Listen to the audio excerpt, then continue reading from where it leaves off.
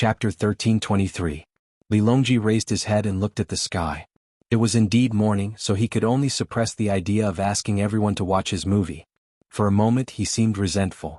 Until now he still didn't know how much better a movie would be compared to a film made of glass.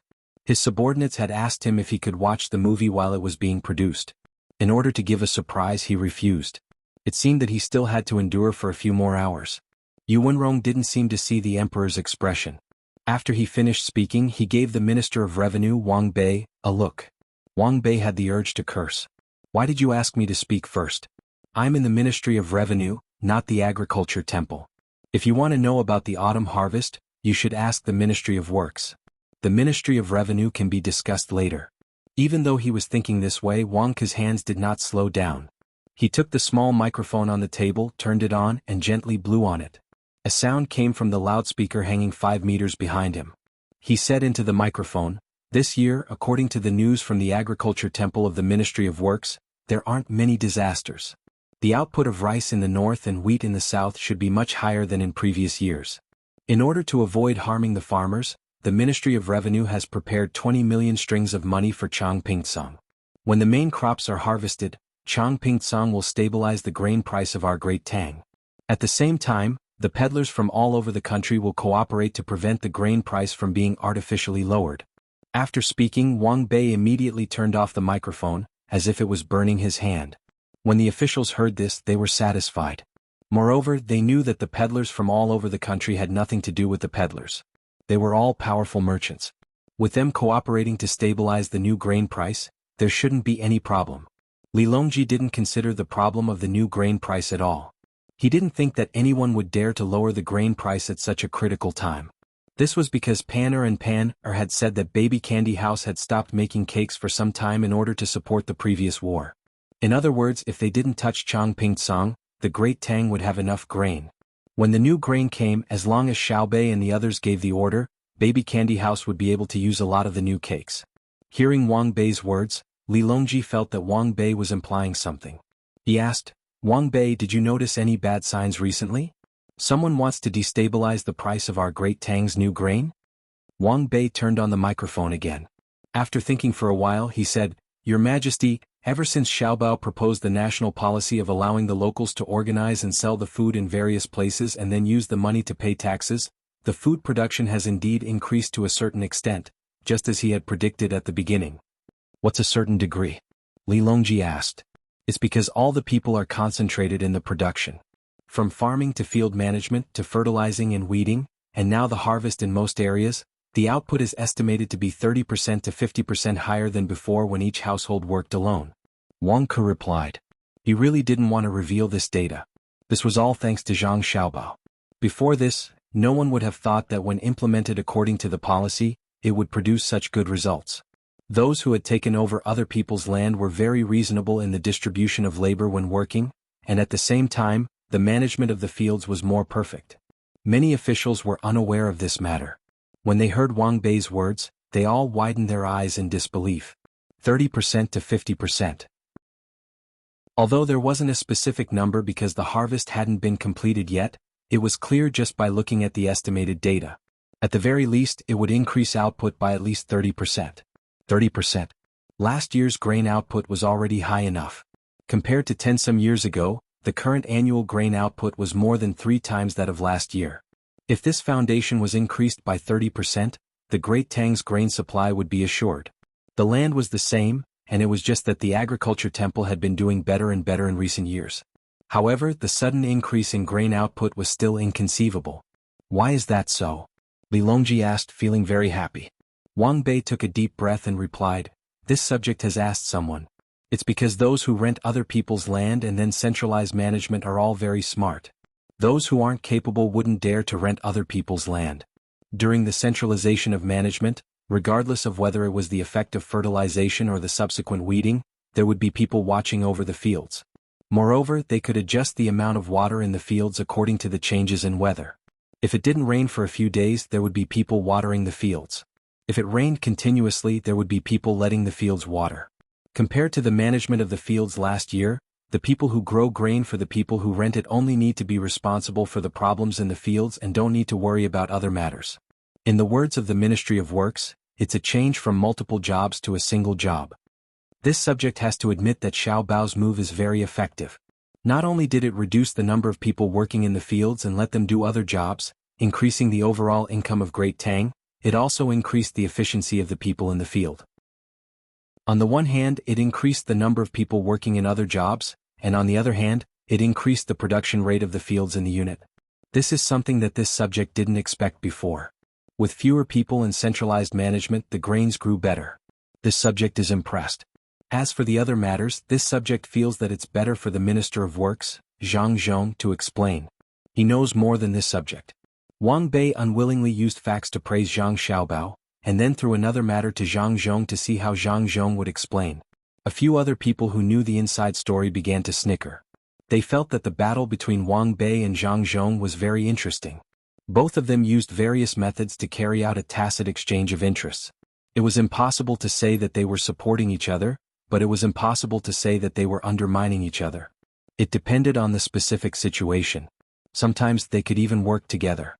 This kind of battle would definitely be very annoying to ordinary people, but it was a scene to see in the court. It was just a game. In any case, it was impossible for one of them to really kill the other. If Wang Bei really had the opportunity to blacken Zhang Zhong through this kind of battle, and then the emperor ordered Zhang Zhong to be killed, it was likely that Wang Bei would first stand up to protect him. On the other hand, if it was Wang Bei, Zhang Zhong would also stand up to protect him. The two of them each had their own forces.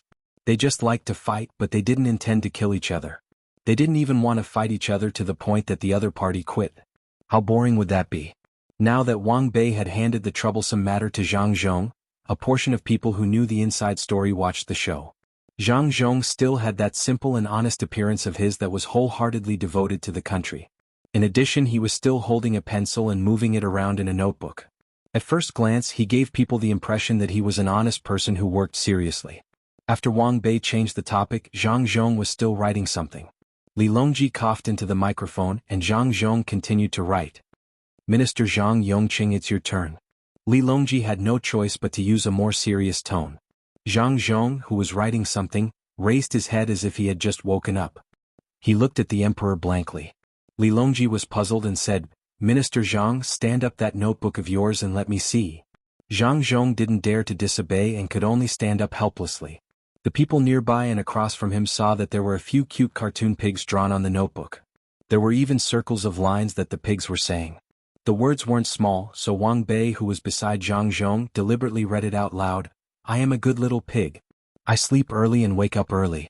When I eat until I'm full. The flowers and birds smile at me. Brother Yongqing, good poem. Haha, I didn't expect that the top scorer, Brother Yongqing's writing is better than before. When the others heard Wang Bei read it out loud, they couldn't help but laugh. Even Li Longji couldn't help but laugh. This was someone who had once been the top scorer in the imperial examinations. How could he write something like this? Zhang Zhong's honest face blushed slightly and he hurriedly explained, I wrote a children's song for my family's auspicious luck. Xiao Bao and Cuckoo aren't around, so my family's inner court has been taking care of it. As a father and uncle, I should write something for my family Xiao Bao and Bei Bei. I would like to write, today's spring is waiting for autumn, the flowing water and floating clouds should be like this, but the little ones have to be able to understand. If Xiao Bao and Yaoan were here, I wouldn't have to practice such ugly stick figures. For the sake of the children, so what if I'm the top scorer? After Zhang Zhong finished speaking, everyone stopped laughing at him. Even Wang Bei, who was nearby, gave Zhang Zhong a blessing smile. Everyone knew that Zhang Zhong's son and daughter-in-law weren't able to play with their younger siblings at the moment. They were fighting for the country at the borders. Thus, the education of the four little fellows had to be handed over to others. However, the results couldn't compare to Zhang Xiaobao and Wang Wan's personal education. This was a sacrifice. If anyone was unconvinced, they could take a look at Bei Bei's 9 children. At that time, they would understand everything. Yongqing, you've worked hard. Now, let's talk about the consequences of Xiao Bao's policy. After the royal court, I'll personally visit the 4 little fellows and bring them to watch a movie together. We're very willing to do something for the soldiers at the front lines. Li Longji looked to the west and sighed emotionally as he spoke to Zhang Zhong. Zhang Zhong put away his notebook and smiled embarrassedly at the others. He asked in a low voice and knew what Wang Bei was talking about. He said, Xiao Bao's policy has increased the production efficiency of our Great Tang's various industries to a certain extent. However, due to the policy, it has also revealed a portion of the smart people. This portion of smart people not only have strong coordination and management skills, they also know how to maximize their own benefits. This subject has heard that a portion of them have already banded together to increase their income during the autumn harvest. They intend to not sell their grain and create a situation where there is a shortage of grain in the market. This will raise the price of the grain in their hands. This subject has already contacted Xiao Bao, but there hasn't been any news yet. I believe that it won't be long before Xiao Bao's countermeasure reaches this subject. At that time, this subject will follow the plan. At this moment, Zhang Zhong didn't deliberately distance himself from this matter. He directly said that he had sent news to his son. Li Longji and the other officials nodded. Just as they were about to speak, someone ran in and shouted, reporting, "The 6 edicts of submission have been delivered. The 6 edicts of submission have submitted." Chapter 13:24. The officials were confused. Li Longji stared at the newcomer. He knew him, Luo Bin, a eunuch who had been with him for a long time. He was now in charge of the emergency messaging between the Zhang family and the Wang family. As long as a telegram was sent to Luo Bin's department, it would be delivered to him whether he was sleeping or sleeping. Even if he was sick, as long as he was awake, the message would be delivered to him. What did he mean by saying that the 6 Zhao had submitted? The 6 Zhao didn't submit? Where did he get the news? Obviously, it wasn't something that Xiao Bao and Cuckoo could send. The officials also knew Luo Bin's identity. The eunuch from back then was now old, but he didn't have a wife. He said that he didn't want to harm other women, but he sent a lot of money to his family. It wasn't because he was greedy, but because he received benefits. What did his arrival have to do with the 6 Zhao's submission? Many people looked at Zhang Zhong, but Zhang Zhong returned a look that said, "I don't know either." Yuan Qianyao turned on the microphone and coughed lightly. He asked, "The 6 Zhao have always belonged to the Tang Empire. Why would they submit?" Luo Bin looked at Yuan Qianyao, then at His Majesty. Seeing that His Majesty nodded, he wanted to shout at the top of his lungs. Suddenly he reacted and ran to the nearest official, picked up the microphone on the table and turned it on. "Your Majesty, it's true that the 6 Zhao have always belonged to the Tang Empire, but the 6 Zhao have their own territories. Although there are hostages in the capital, they resist the Tang Empire's orders. They don't pay taxes and only pay tributes. The value of their rewards is always more than the tributes they pay. Now, the people left behind by Xiao Bao and Cuckoo in Kun province are helping them to send secret messages to the hostages in the capital. The hostages will write the submission letters on their behalf. Before I came, I went to find the 6 Zhao's hostages and waited for them to finish writing the submission letters before coming." Luo Bin raised his hand and shook the few submissions he was holding. The officials, including Li Longji, understood a little, but more were still puzzled. Xiao Bao and Cuckoo's last telegram said that they had left Yi province for Kun province. They had probably arrived there, but they didn't understand the meaning of asking them to write another submission letter. "What else did the telegram say?" Li Longji asked. "Replying to Your Majesty, it also said that when we saw the telegram, Xiao Bao and Cuckoo had already gone deep into the Indian region and were cooperating with our army on 3 fronts. We hope that the imperial court will take good care of the migration of the 6 Zhao people." Luo Bin replied respectfully. Zhang Zhong suddenly understood and said, "Xiao Bao and Cuckoo went to Yuzhou and left after seeing the people of the 6 Zhao. Did they leave some people behind?" "Yes, it was mentioned in the telegram." Luo Bin nodded towards where Zhang Zhong was and gave him a big smile. As for whether Zhang Zhong could see him from so far away, he didn't care. Li Longji waved his hand, and Luo Bin immediately trotted over and placed the 6 documents and a telegram on the table in front of His Majesty. Li Longji waved his hand again and waited for Luo Bin to retreat to the side. He picked up the telegram and looked at it. He nodded as he looked at it and a smile appeared on his face. He then looked at the 6 submissions and the contents were basically the same. It said that the great Tang had obtained the power of the heavens and was willing to lead its own tribes to submit. Li Longji put down the submissions and said to the anxiously waiting officials, "We will tell you all about the situation. It's like this." Xiao Bao and Cuckoo left Yizhou to scare Jinla. But before they reached Kun province, Jinla was really scared and thought that they were going to continue south. Thus, he sent an envoy to hurry and send someone to the Annan Protectorate. Yes, Jinla was very anxious. They didn't care about the large number of troops stationed in the Protectorate, but they didn't dare to be unafraid of the 12,000 people led by Xiao Bao and Cuckoo. As for why, I believe all of you should know, Li Longji then explained the situation of Jinla in detail. The officials also laughed. Of course, they knew that the combat power of the 10,000 people was not something that the tens of thousands of permanent border soldiers could compare to. Especially when their commander was Cuckoo. When they went to fight Tubo, they were temporarily recruited. Now, they had undergone many years of training. They could easily crush a small country like Zhenla. Even if it was the 100,000 regular soldiers on their side, they wouldn't dare to fight against the 10,000 personal guards of the two of them. They weren't even on the same level. Li Longji heard the laughter of the officials and gulped down 2 mouthfuls of tea. He then picked up the teapot beside him to refill his tea. He put down the teapot and continued. Thus, when Xiao Bao and Cuckoo realized that Zhenla didn't send any more troops, they didn't care about them anymore. Instead, they stayed in Kuan Province's Dianchi Lake area and helped to point out the places that produced salt. They planned to transform Dianchi Lake in the future. At the same time, they discussed the issue of submission with the locals. They promised some benefits and left behind 200 people to help with the construction. When the people agreed, it was from the bottom of their hearts. They didn't use force to threaten them. Do you believe that? Do you? Yuan Qinyao said without much confidence. Furthermore, it was a question. I believe that with Xiao Bao around, there was no need to use force to deter them. Xiao Bao would give them good conditions. After that, the two of them continued to head north. When they passed by a few other places, they reached an agreement with a local person who was proficient in the affairs of the Great Tang. This person was jointly sent by the other few Zhao. When Xiao Bao and Cuckoo left again, they sent people to the vicinity of Dianchi Lake. After discussing with each other, they used the telegrams in the hands of the 200 people left behind to send secret messages to their permanent hostages in the capital. Li Longji told the officials like he was telling a story. As the officials listened, they all had complicated emotions.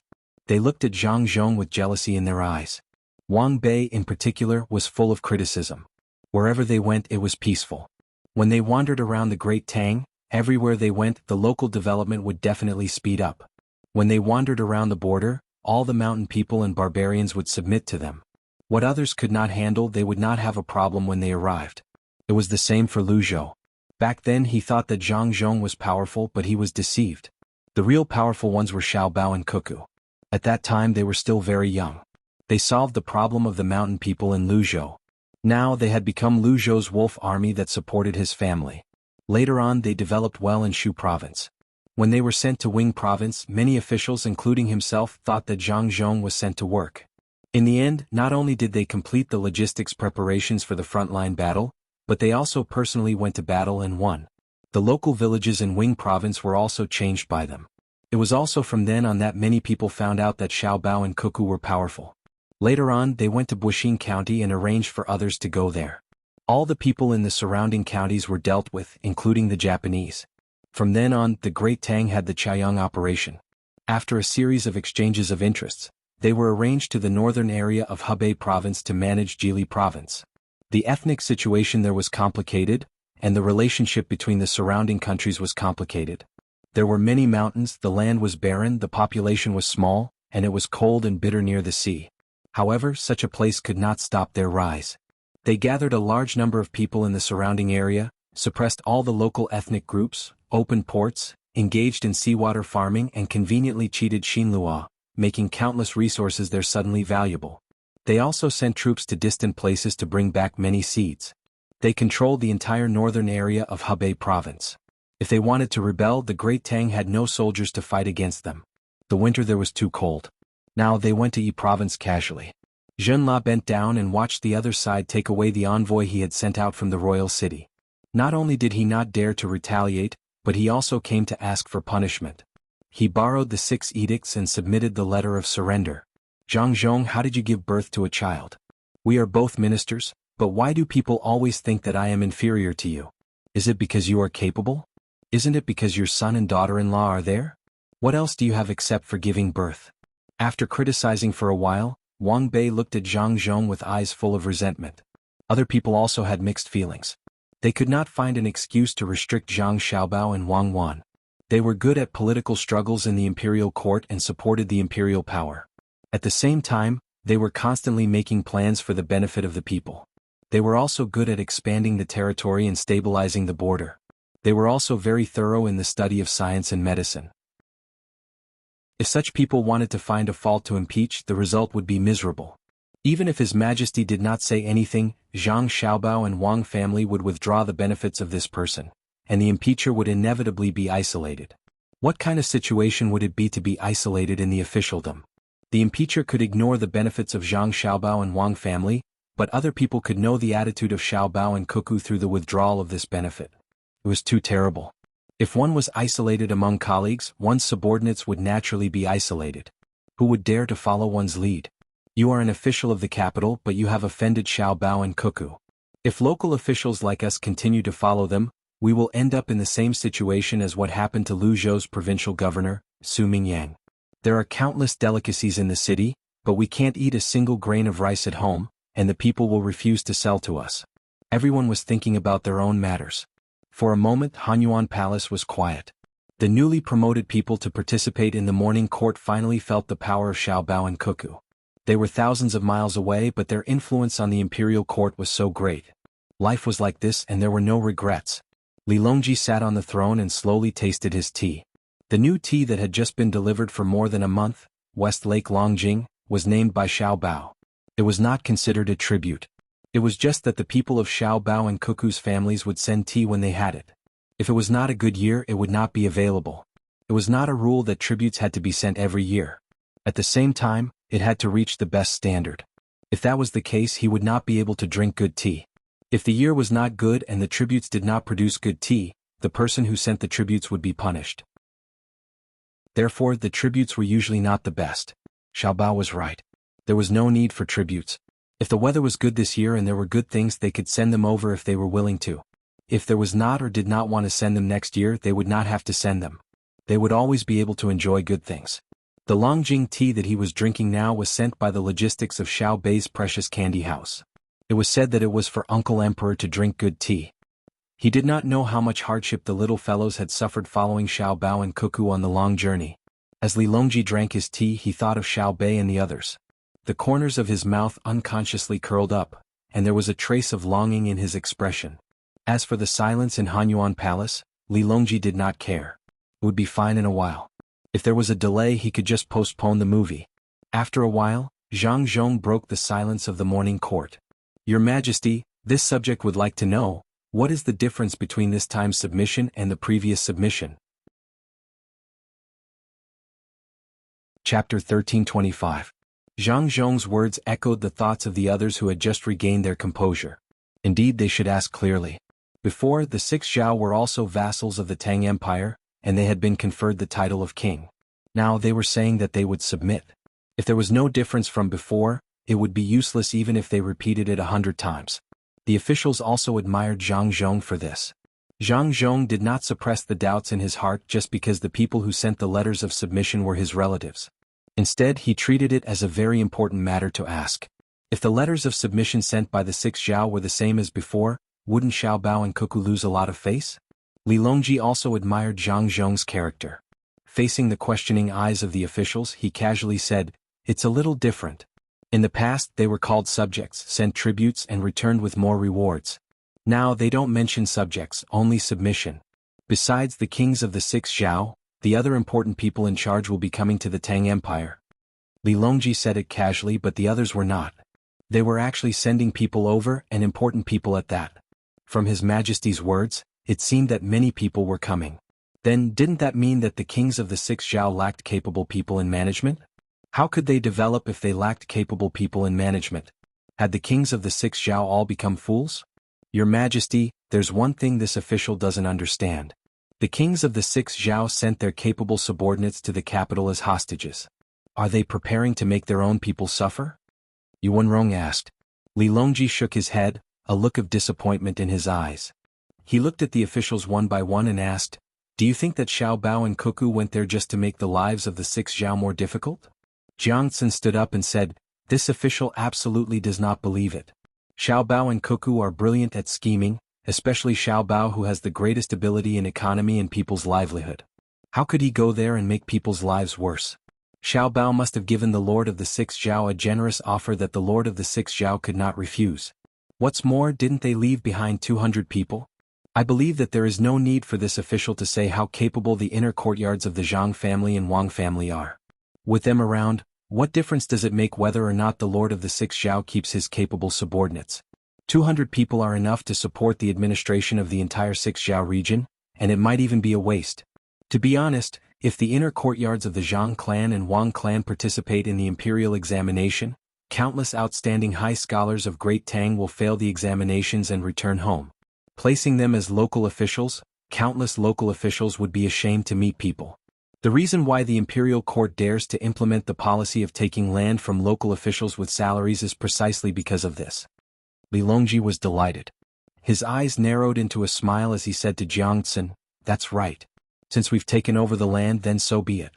If the local officials dare to collectively resign, then I'll have the inner courtyard of the Zhang family and Wang family take over. Perhaps it'll be even better than before they were dismissed." "Your Majesty's praise is wrong. My family's servants don't have this kind of ability, I'm afraid," Zhang Zhong hurriedly explained. "After more than a decade of teaching and nurturing, do you think I don't know what they're capable of? Even before that, when you were appointed as the provincial governor of Luzhou, you didn't train so many people, right? Your family's inner courtyard is already supporting Luzhou's administration and military affairs. Am I wrong?" Li Longji said bluntly, not giving Zhang Zhong a chance to explain himself. For a moment, Zhang Zhong did not know how to respond. Gao Lisher agreed with Li Longji and said, "Later on we found out that during the disaster relief, Xiao Bao and Cuckoo were the ones who gave the orders.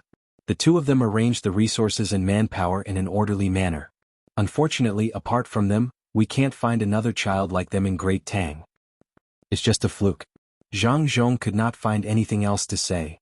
As for whether it's a fluke or not, we'll know by looking at the Six Zhao's submission. I'll continue to tell you.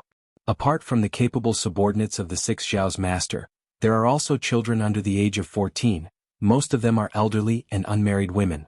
Those who stayed behind are experienced old men, strong young men, and married women. They're staying behind to build the place. It's written in the letter of submission that they only brought a small amount of food with them. They've already set off and passed through Yi province. From there, they'll come to the capital to let me take a look at them before we make other arrangements. They don't have money and they can't offer anything else in exchange. We'll have to arrange for their food, clothing, shelter, and transportation along the way. Also, they'll have to receive medical treatment. The people who stayed behind by Xiao Bao and Cuckoo sent a message saying that they'll take care of all the expenses. However, I don't think that's a good idea. Xiao Bao and Cuckoo have done enough. I'll pay for it. Now, I'll need you to make the arrangements. Li Longji explained the specific actions of the Six Zhao's submission and then swept his gaze over the crowd with a meaningful smile. The officials were all dumbfounded. Even Zhang Zhong knew that Xiao Bao and Cuckoo were powerful, but they had never imagined that they were this powerful. In just 2 days they'd passed by, and all the people from the Six Zhao, including the unmarried women and future children, had migrated to the Great Tang. This truly was submission. This was true submission. Apart from a few strong young men to work and women to accompany and do housework, the entire tribe had come? What had the two of them been doing there? Yes, their army of more than 10,000 people was strong enough, but could they just stroll around and cause all the surrounding countries and tribes to kneel down? Wasn't their strength boundless? Li Longji liked to see the surprised expressions of his officials. He felt very satisfied. Usually, when he protected Xiao Bao and Cuckoo, there would always be people who didn't show it on the surface but were unconvinced. Now were they convinced? This was called ability. All of them were surprised because they didn't think they could do it. Now Xiao Bao and Cuckoo had done it. Next time, if anyone was unconvinced, he would send them to a remote tribe that had not yet submitted. I don't need you to go over a few days to solve the problem and make them submit. I'll give you half a year to see if you can do it. If you can do it in half a year, I'll protect you when you come back. If you can't do it, you can continue to stay there. I don't need you to hang around in front of me. Who wants to take charge of this? Now give me a plan and budget. I'll listen to it, Li Longji said calmly. The officials were silent. Zhang Zhong hesitated for a moment and reached for the microphone. Before he could touch it, His Majesty's voice sounded, "Yongqing, take care of the Ministry of Works. I don't need you for other things." Zhang Zhong retracted his hand and sat there obediently. "Speak. It's time to need you all. Who can tell me a plan and how much budget is needed? I'll pay." Li Longji continued to press. "Your Majesty, there's not enough time. Why don't we discuss it in a few days? We can make arrangements after that." An official sitting in a lower position felt that His Majesty was forcing them, so he mustered up his courage to speak. Li Longji sneered and said, "Not enough time? Do you dare to say this in front of Xiao Bao and Cuckoo? When I asked the two of them for a plan, I never received such an answer. They always immediately came up with a plan for me. Moreover, it was a complete set of plans. Leisure knows best. As long as Xiao Bao and Cuckoo are by my side, regardless of whether it's me, Leisure, the Empress, or concubine Hui who ask, have they ever hesitated? Yongqing, what about when you ask? Replying to your Majesty, this subject doesn't need to ask. Xiao Bao and Cuckoo only need to look at this subject's complexion and ask the servants about this subject's general itinerary and the people I've met today. They will know why this subject is distressed, so they will tell this subject how to deal with it. Furthermore, the two of them will complete the plan one by one. Zhang Zhong said proudly. Did you hear that? Li Longji asked. All the officials were silent and had nothing to say. His Majesty was comparing Xiao Bao and Cuckoo to them. What else could they say? Were the two of them even human? The two of them were doing things that defied the heavens and couldn't be measured with common sense. Li Longji leaned back and said, no one said anything. Recently there have been people in the streets getting beaten up because these people say that Xiao Bao and Cuckoo ran to the border to raise troops and maintain self-respect. They're vaguely dividing the borders from the imperial court. Who instigated this? Raising troops and maintaining self-respect? Don't tell me they're not self-respect? What borders? My country is counting on the two of them to properly govern it. There's no need to divide. If anyone has the ability to make the two of them rebel, I'll give the dragon chair under my butt to that person. With a crash, all the officials stood up and returned to their seats. One by one they knelt on the ground. At this time, if they didn't express their attitude, it would be very easy for them to be shot dead by the hidden snipers.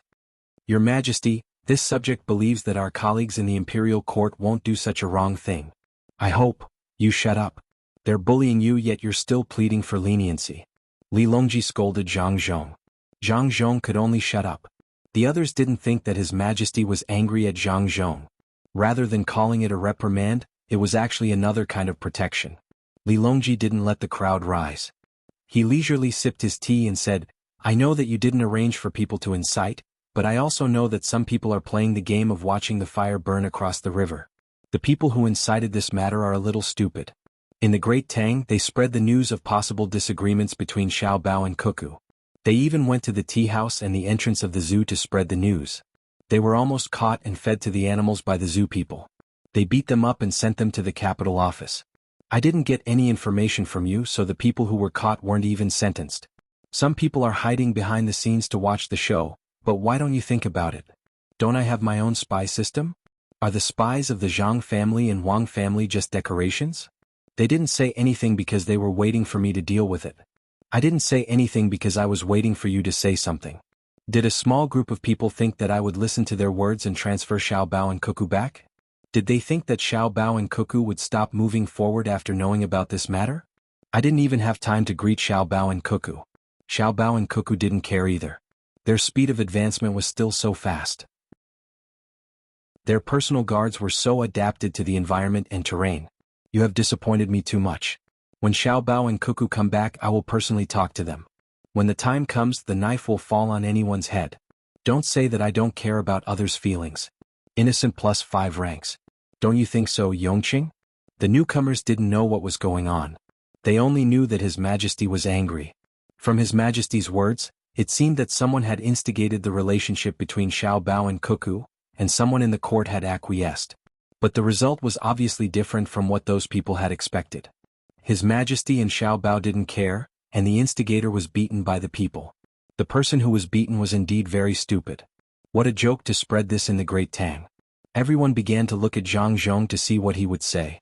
Just as His Majesty said, His Majesty's intelligence department knew, so the spies of the Zhang family and Wang family couldn't not know.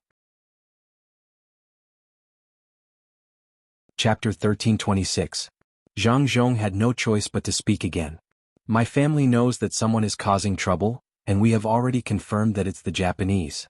It's Fengqiao Shoji, Watanabe Jichiro, Yamamoto, and Yamanji behind this. All of them are Japanese. My family has already informed Xiao Bao and Cuckoo, but they didn't reply. I feel that they don't care, but my family's think tank thinks that Xiao Bao and Cuckoo are hinting for us to take the final blow. Therefore, my family didn't interrogate them in private. Instead, we left them be and let more Japanese show their faces. When we finally catch all of them in one fell swoop, no one in Japan will be able to resist. We have already kept an eye on Feng Qiao and the others. After Zhang Zhong finished speaking, he paused for a moment before adding, as for why my colleagues didn't do anything, perhaps they thought the same as my family's think tank. Did you hear that? Zhang Zhong is putting in a good word for you. Li Longji glared at Zhang Zhong. I'm condemning you, yet you're still helping others explain. After glaring at him, Li Longji said again, if you think that Zhang Zhong is honest and a good person when Xiao Bao and Cuckoo come back, perhaps they won't say anything but Xiao Bei and the other 9. Ah. Your Majesty, you can't scare me. I do know about this matter, but I don't want to interfere. It's not that I have a problem with the Zhang family and the Wang family, but I feel that it's a good thing to have a different opinion occasionally. This means that our dynasty is still in turmoil and might not be as stable as it seems. Small problems from time to time can remind us to continue working hard. Yuan Qianyao, who wasn't young anymore, spoke up. He wasn't putting on an act. He was really worried about Xiao Bei and the other 9. This was because he had a few children at home. Their usual benefits were provided by Darling Candy House. If Xiao Bei and the other 9 came back and heard about this matter, the children would impulsively stop the benefits. That would be a huge blow to the children at home. Yuan Qianyao already understood that a child's heart was very fragile and tenacious. They were tenacious in the face of disaster, but in times of peace, a child's heart couldn't withstand such an impact. Once the benefits from the precious candy house were stopped, the other ministers' benefits didn't stop. The children would lose their playmates. Xiao Bei and the others were originally 4 people. Why did Xiao Bao and Cuckoo find another 5 people for them? Other than the political purpose, it was to let them have someone to play with. Moreover, when they went out, they would always be in contact with the local children. She was worried that Xiao Bei and the others would not interact with their peers. Even adults were afraid of loneliness, let alone children. If Xiao Bao and Cuckoo were angry, he could communicate with them. All he had to do was talk things out. If Xiao Bei and the others were angry, how could he communicate with them? Children can be unreasonable sometimes. As soon as Yuan Qianyao, who was on tenterhooks, finished speaking, Wang Bei immediately followed suit. He still remembered that after hearing about his family's benefits, Xiao Bei and the others had specially provided a portion of benefits for his daughter-in-law because she had a child. Nutrition and supporting measures were also included. If he didn't say anything when Xiao Bei and the others came back and found out about this matter, they would report it in the Precious Candy House's storytelling newspaper. How could he live? Wang Bei could imagine Xiao Bei and the others first saying that he had attacked their father and then stopped the benefits. Then they said that their daughter-in-law was pregnant, so Xiao Bei and the others gave them benefits. Then they would continue to say that when they weren't in the capital, he would stab them in the back. Heavens! Once this report was out, he would probably starve to death in the bustling capital. This wasn't a political issue, but a moral one. What would the people think? Therefore Wang Bei felt that he had to make things clear. Otherwise, being condemned by the public could kill. Your Majesty, Brother Yongqing, to be honest, at first, I didn't know about this matter. When I found out later, I was happy for a while. I'm not afraid of you laughing at me. I've always wanted to find trouble with Xiao Bao and Cuckoo. To be precise, it's Brother Yongqing. What? It's because I'm jealous. If Brother Yongqing falls, I can be happy for the whole day. But that's all I have. If Brother Yongqing falls and injures his head and catches a fever, I really don't want that. If Brother Yongqing falls to his death, I will be very sad. I won't even know what to do. I will regret it very much. I shouldn't have gone against Brother Yongqing back then. I don't have a life and death feud with Brother Yongqing. I just have a little thought. I even went to see the people who were arrested. I didn't care. It doesn't matter. If they say that they want to assassinate the people from the Zhang family and Wang family, I will be anxious. They just want to stir up trouble. Others don't understand the background of the Zhang family and Wang family, but how can I, who always want to bring trouble for them, not understand? So, I'm not watching from the sidelines, nor am I sitting on the mountain to watch the tigers fight. I'm just watching the show. I never thought that the Japanese could cause any trouble. I just want to see how Brother Yongqing's family will deal with it, okay? When Wang Bei spoke, he didn't hold back at all. He even said his own thoughts and analyzed them. I believe Brother Wang's words. Zhang Zhong proved that he understood Wang Bei. If he said that he was a good person, he had a little dirty thoughts. If he said that he was a bad person, he really didn't want to kill anyone. When you walked with him, he hoped that you would fall and then secretly laugh. But if you fell and there was a sharp stone pointed at your head, he would rather stretch out his injured arm to block it for you. He didn't want you to never get up again. He was such a person. There was one disadvantage to being friends with such a person. Usually when you were unlucky, he would laugh at you. The advantage was that when you encountered a life-and-death situation, he was willing to risk his life to help you. He was a very contradictory but very real person. Li Longji naturally knew what was going on with his Minister of Revenue, Wang Bei. He nodded in agreement. Wang Bei heaved a sigh of relief. With the understanding of Her Majesty and Zhang Zhong, it seemed that Xiao Bei and the others wouldn't target him after they returned. With Yuan Qianyao and Wang Bei taking the lead, the other ministers also gave their reasons. Their words made the new officials feel that they weren't afraid of Zhang Zhong, Her Majesty, or Xiao Bao and Cuckoo. Instead, they were afraid of Xiao Bei and the 9 children. It was really too strange. Why weren't they afraid of the real power holders but worried about a group of children? After thinking about it carefully, some of the newcomers understood. They could communicate with the adults. At most, they would just admit their mistakes. However, they couldn't communicate with the children. Children with huge power and authority were the most frightening. Li Longji watched coldly as his subjects expressed their opinions one by one. As he watched, he began to laugh. He pointed at them and scolded, "A group of cowards. Look at you now. Do you still look like ministers? A group of cute Xiaobao babies scared you to this extent. It seems that I didn't do anything wrong. I gave Xiao Bei and the others a lot of power. They are still a deterrent to the great Tang's officials. Innocent plus 5 levels. That's right. No matter how smart the officials are or how much evidence they destroy, as long as they are caught by Xiao Bei and the others, they won't have a good ending." "Your Majesty is wise." The ministers all said in unison. "That's right. I'm indeed very wise. Since the Yongqing family already has a plan, you can't leak it out. Otherwise it won't be as dirty as the court. Xiao Bao and Cuckoo will think that you are betraying the country. That way it won't be Xiao Bei and the others who will do it. If you really challenge the political stability of the Great Tang and force Xiao Bao and Cuckoo to do it personally, you should understand that I can't protect you. Even if the Crown Prince made the same mistake and caused Xiao Bao and Cuckoo to be unable to tolerate it, I can only watch." Li Longji's expression was solemn as he spoke. He wasn't trying to scare them. He knew that Xiao Bao and Cuckoo had a bottom line, and as a citizen of the Great Tang, if they didn't touch this bottom line, everything could be discussed. Xiao Bao and the others would leave a line.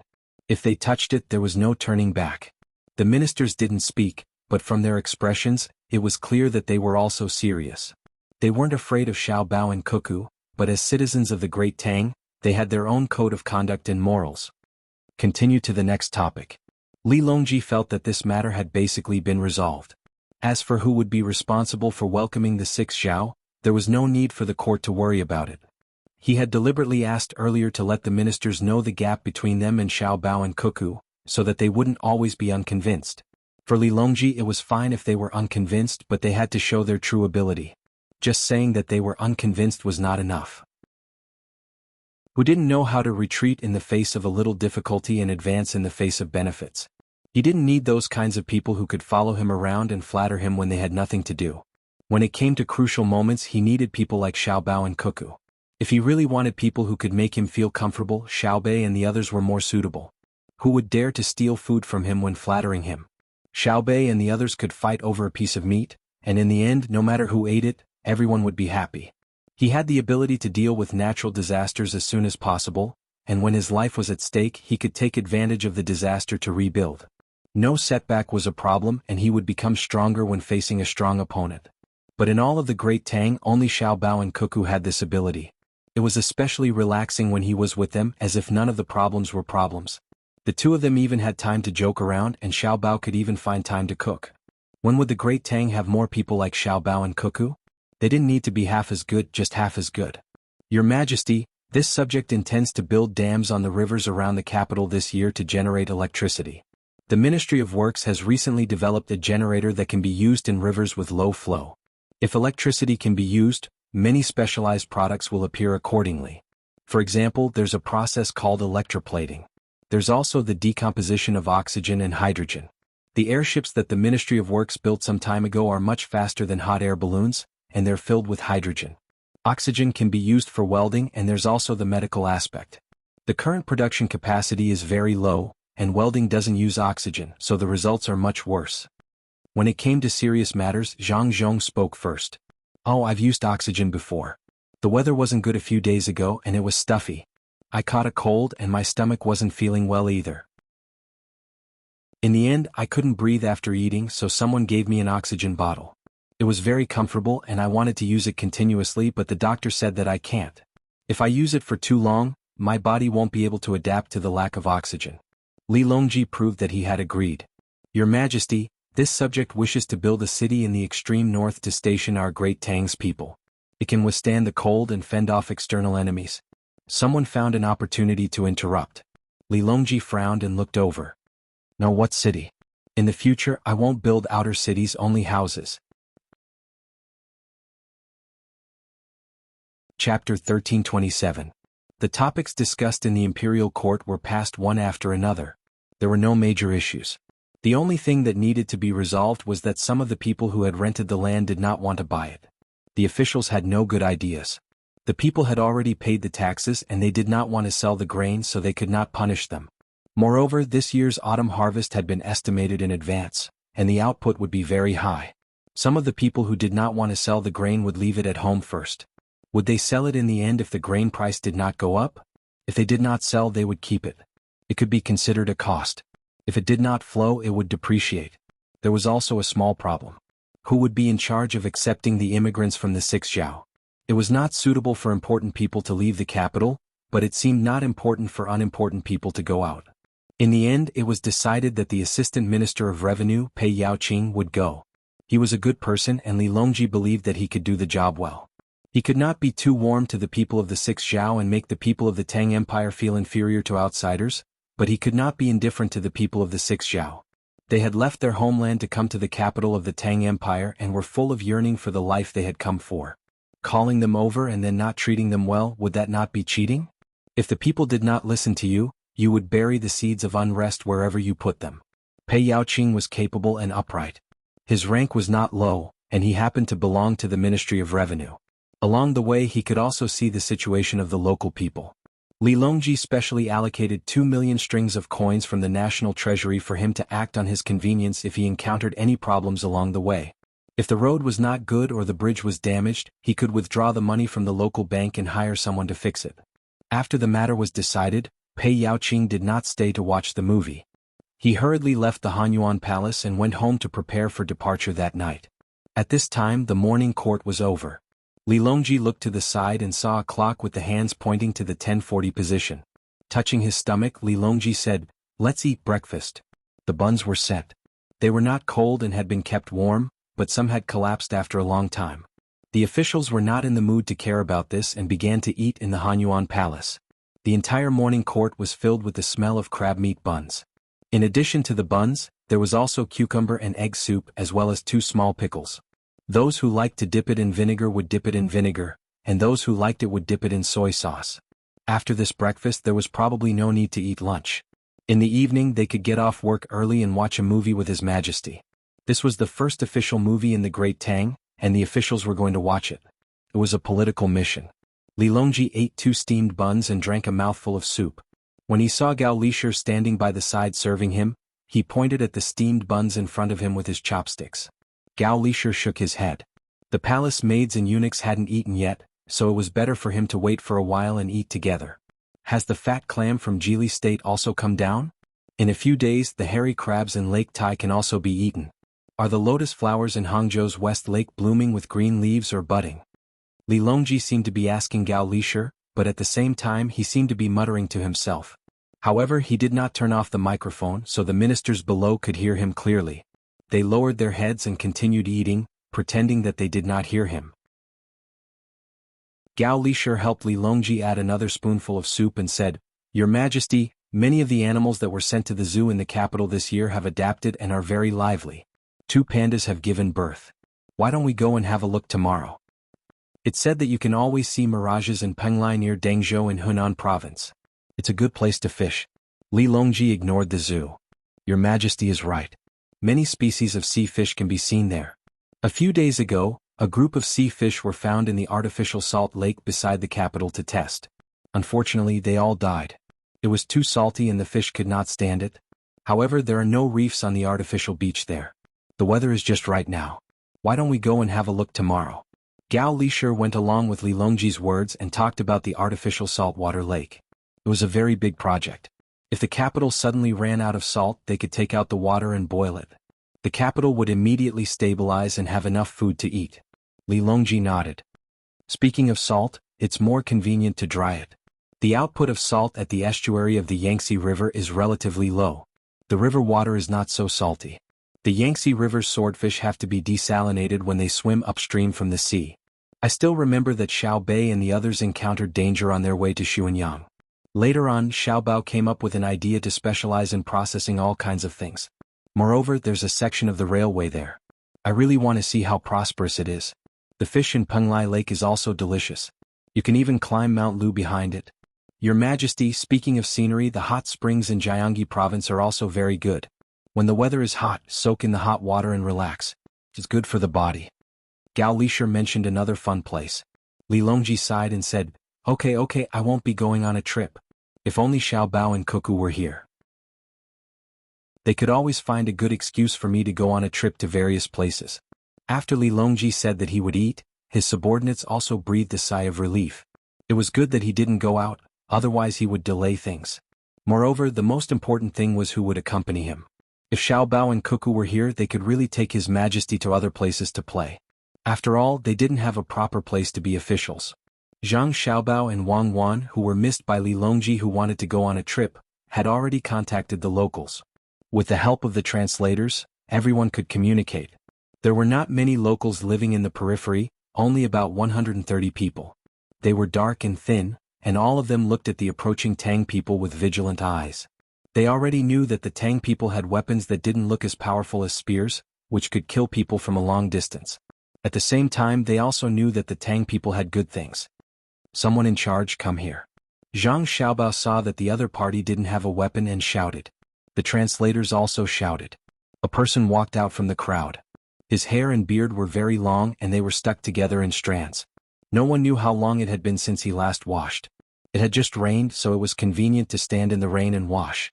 How lazy, Zhang Xiaobao commented. Then he said to the other party, My name is Zhang Xiaobao. I'm a good person.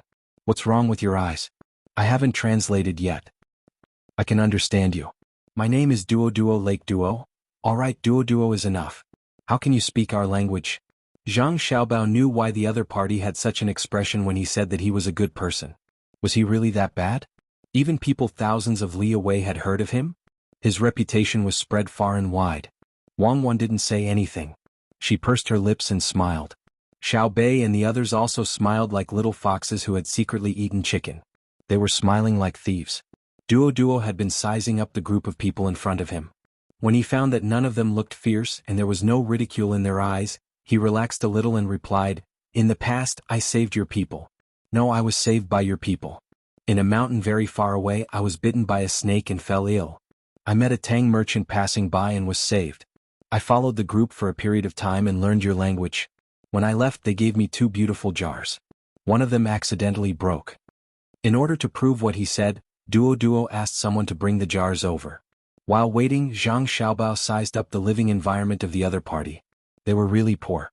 Shacks made of wood and branches, houses without bricks, basins and bowls made of wood, and children were naked. Whether it was men or women, they only had a simple woven cloth and animal skin around their waists. There were even knives made of stone and sharp pieces of stone used to tie the front end of wooden spears. Only Duo in front of him was tied with a rope and carried a metal knife in front of him. His shape was very strange. It was longer than a kitchen knife, narrower than a kitchen knife, straighter than a watermelon knife, and sharper than a watermelon knife. It probably had many functions. It could cut, and stab. However, judging from the color, the quality of the knife was not very good. It was unlike the current Tang dynasty, where a random family had several knives and metal pots. It was not like in the past where 2 or 3 families used one knife. This showed that the living standards of the Tang dynasty people had improved. Zhang Xiaobao thought and felt proud. He felt that he had contributed a lot. After sizing up the other party and being sized up by the other party, the people who went to get the things came back with 2 jars each. When Zhang Xiaobao saw the jars, he felt that the Tang people who had saved Duo were evil and did not have good intentions. 1 jar could weigh 30 caddies. The pottery ones weighed about 20 to 60 caddies. It was not easy to carry. He really did not know how Duo had brought 2 jars back. The 2 jars were filled with things. One was meat jerky and the other was whip, a dried animal penis. Indeed, one of the jars was missing a corner. It did not look very harmonious and there was a whip in it. Zhang Xiaobao walked forward and touched the gap. He said, "Actually you can add jars and bowls. Unfortunately you don't know how to do this." "Your Tang dynasty jars are all good when they are broken?" Duo asked with yearning. Zhang Xiaobao shook his head. "Who has the time? If they are broken, just throw them away. In the past they were easy to produce. No one will spend money to add them. It is not worth it unless they have been used for hundreds of years and are reluctant to throw them away." Duo listened and looked forward to it. He even turned his head and translated to his people. So his people's eyes lit up. They looked expectantly at the people who suddenly appeared. Xiaobao was embarrassed by the stare and quickly said to Duo, "I can lend you a batch of ceramic utensils. To be honest, I don't have a lot. They're all made of metal just like your knife but better." "Lend? What if they are broken?" Duo wanted to lend, but he had his own worries. "If they are broken, just throw them away. Even if there is a hole as big as a grain of wheat on the bowl, you don't have to give them to me. It is easy for children to cut their mouths when eating." Zhang Xiaobao measured the size of a grain of wheat. Duo was surprised and followed suit. Then he lowered his head and sighed. Obviously he understood that his people were not as good as the Tang people. For him, if he had a beautiful bowl, he would still use it even if it was broken. It was very precious, but the Tang people threw it away. He translated it to his clansmen, and they all cheered as they looked at Zhang Xiaobao, their faces filled with enthusiasm. They are a group of honest people. They are welcome to give benefits. Zhang Xiaobao thought and waved his hand. Someone immediately brought the things over. Zhang Xiaobao took a bowl with golden flowers. After hesitating, he handed it to Duo and said, "I will lend you this, but I need your help." Chapter 1328. As the leader of this small group, Duo had only seen a beautiful bowl once. When the tribes held a grand Buddhist meeting, he participated. The small golden bowl was displayed. At that time, it shone brightly under the sunlight. The whole bowl was golden, and the pattern on it made people not dare to look directly at it. The bowl in his hand at this time was different from the one he saw at that time. It was not completely made of gold, but a kind of porcelain of the Tang dynasty. There were red, yellow, and green flowers on it, and a special white background. It felt cool in his hand. When he touched it, the white part was delicate and smooth and the part with the pattern was prominent. No matter how he looked at it, it did not look like something used to eat. It was placed in the most important place in the house for others to see. Duo looked at the bowl in his hand and then looked at the other bowls and plates that were not sent over. They were the same kind as the one in his hand, so he could not help but swallow his saliva. He asked Zhang Xiaobao with uncertainty, Are you really giving it to us?" "Yes, it's just food. It's easy to break after a long journey. You can keep it. We still have some and the rest will be solid iron bowls." Zhang Xiaobao was really hesitant. It was not that he was reluctant to give it to Duo. The bowls used at home were very beautiful. He was worried that if he gave it to Duo would be remembered by others. If that was the case, giving something to others would harm them. Duo did not think about this for a while. He carefully put the bowl in his hand in the arms of the person next to him, picked up a plate and stroked the pattern with his hand. Xiaobei said, "This is the peony fighting beauty pattern. They are red peony, yellow peony, and white peony. In the Tang dynasty, it is worth more than 30 strings of coins. You can buy a lot of salt. If you eat as much as you want, it will be enough for you to eat for 20 years. Xiaobei now learned to use salt to show the value of things. Who asked the local people to lack salt, saying that money was not intuitive enough. Duo's hand trembled and he almost threw the plate to the ground. He did not doubt the words of the little girl next to him. The plate was really beautiful. Behind him, a young man came over and said a few words to Duo. Duo listened, took a deep breath, put the plate back and said to Zhang Xiaobao, "We only need 2 bowls." Zhang Xiaobao heard some of the content. That person asked Duo what was going on, and Duo told him that it was a gift from the great Tang and that it could be used to eat. That person was very happy and said that they had good things. Even the king of the tribe would feel that they had a high status. Duo thought about what Zhang Xiaobao was worried about and decided not to take so many things. He only kept 2 bowls. If people didn't care about him and forced him to take them, he would keep them as treasures. If people threatened him, he would give them to them. He then turned his head and spoke to the people on his side. His meaning was that the item was too expensive, and they were unable to pay for it. They could only leave behind 2 bowls and help the great Tang. His people couldn't understand the language of the great Tang, so they all believed it to be true. No one objected to the offer of help. In their eyes, the 2 bowls were very precious. Even if they added up all the things in the tribe, they still wouldn't be able to exchange for them. Do you see? They live on the outskirts of the large tribes and are looked down upon by the tribes. But they don't dare to leave behind everything we give them. They are worried that the leaders of the tribes will find out and steal it. If you don't have strength, don't even think about having it, even if it clearly belongs to you, Zhang Xiaobao said to his brothers and sisters as he handed over another bowl. The 9 little ones nodded. They had seen too many things along the way, things that they couldn't understand just by reading books, and things that they didn't personally experience in the stories told by their brothers and sisters. They knew that they were respected and loved by the great Tang because of their brothers and sisters. They gave the great Tang people a good life and a stable environment to live in. When they arrived at the 6th Zhao, it was because of their brothers and sisters' reputation. Now it was because of the strength of their own large army. It had nothing to do with the good bowls and plates they had. If they didn't have the company of more than 10,000 elites, the better the things they had, the more dangerous it would be. So that's why my brothers and sisters have always valued technology to strengthen the army, right? Peace without being able to contend against the enemy's strength comes from the enemy's charity. The peace of the strong to the weak is compassion and tolerance. We don't want to be the former. We don't need the charity of others. Xiao Bei waved his little fist and said seriously. The other 8 little ones nodded. Duoduo was also listening. A trace of embarrassment appeared on his face, but he still said, "Yes, we don't dare to steal your things. We will agree to any conditions you raise as long as they don't harm our lives. The weak can't negotiate with the strong. It's really not easy for you children to follow us. It's very tiring, but we've learned a lot. What we see with our own eyes is more realistic than what is recorded in books. It's not just the interactions between people but also the flowers, trees, mountains, rivers and all kinds of animals we see on the road. Not all children have this opportunity. Jixiang Rui and the others can't follow us. They're too young so we can adapt, so we were brought along by my brothers and sisters. Oh, Jixiang Rui is our younger brother and sister. They're very cute," Xiao Bei said to Duo while giving his brothers and sisters a sweet smile. When Xiao Yuan and the others heard Xiao Bei's words, they felt that the hardships along the way were nothing. Just as Xiao Bei had said, not all children had such an opportunity. Moreover, other children might have had it worse in the past. They had to go up the mountain to collect firewood and cut grass to feed the cattle and sheep. If they were the village children who worked for the master, not to mention studying, after returning from releasing the cattle to eat something, they would find some hay and sleep with the cattle outside the house. Duo looked at the 9 children enviously. He then looked back at the naked children on his side and shook his head. The difference was too big. "Tell us, what do you need us to do? Actually, if you don't give us anything we won't dare to resist," Duo sighed and said to Zhang Xiaobao.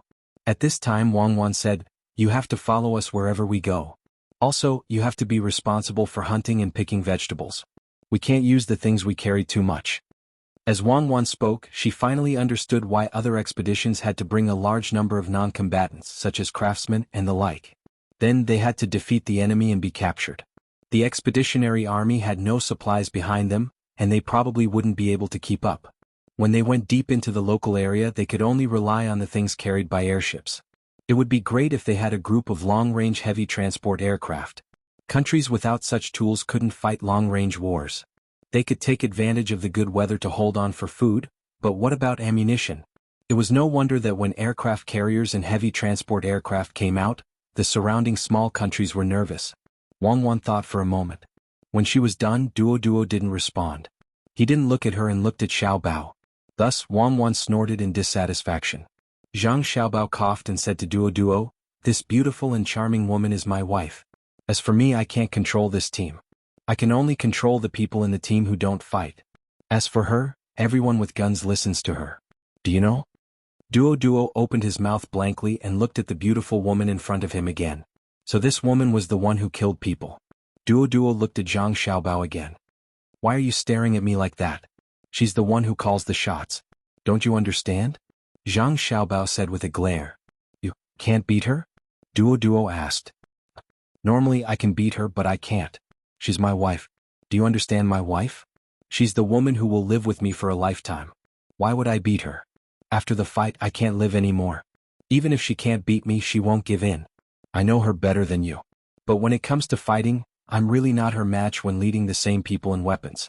In other words, she's better at leading soldiers than me. The more soldiers she leads, the stronger she is. As for me, the more money she gives me, the stronger I am. I can't explain it clearly to you. In any case, you remember that the relationship between me and her is different from the relationship between you and your woman. Zhang Xiaobao explained over and over again. After all, he needed the other party's help, so he had to make things clear. Duo actually didn't understand why a man would give the military power to a woman. If he could beat her, he would beat her until she became obedient. If she didn't, he would continue to beat her. He kindly advised Zhang Xiaobao, "You can." Wang stepped forward with her left foot, exerted force on her waist and kicked Duo with her right foot. Duo flew up and heard the woman's voice, "You talk too much nonsense." Then there was the sound of "Walla" from his side, "Don't move." After landing on the ground, Duo felt that his body was about to fall apart. Ignoring the pain in his chest, he shouted to his people, "Listen to them, don't move. Get up, get your people ready and follow us," Wang said with a cold face. Duo responded, turned over and rubbed his chest. He began to prepare the 120 people in his small tribe for migration. Zhang Xiaobao raised his arm and the people in the team put away their guns. He said to his younger siblings, "See? People always know how to cherish the time when they are not injured after they are hurt. So brother, you don't dare to hit sister. You're afraid of getting hurt, right?" Little Bei looked up and asked. Zhang Xiaobao patted his sister's head. "When you're older, you'll know that when husband and wife fight, the physical harm will never be as great as the distance between the hearts of the people. Most importantly, if I don't kill your sister but she risks her life, I'll get hurt easily. A life and death battle only takes a moment. In theory, the speed of a passive reaction can't compare to the speed of an active attack, especially when the distance is very close." Xiao Yuan, who was beside Little Bei, said to her brother as if she had found a confidant, "I'm always bullied by Little Bei. My heart hurts." "Then I won't bully you in the future."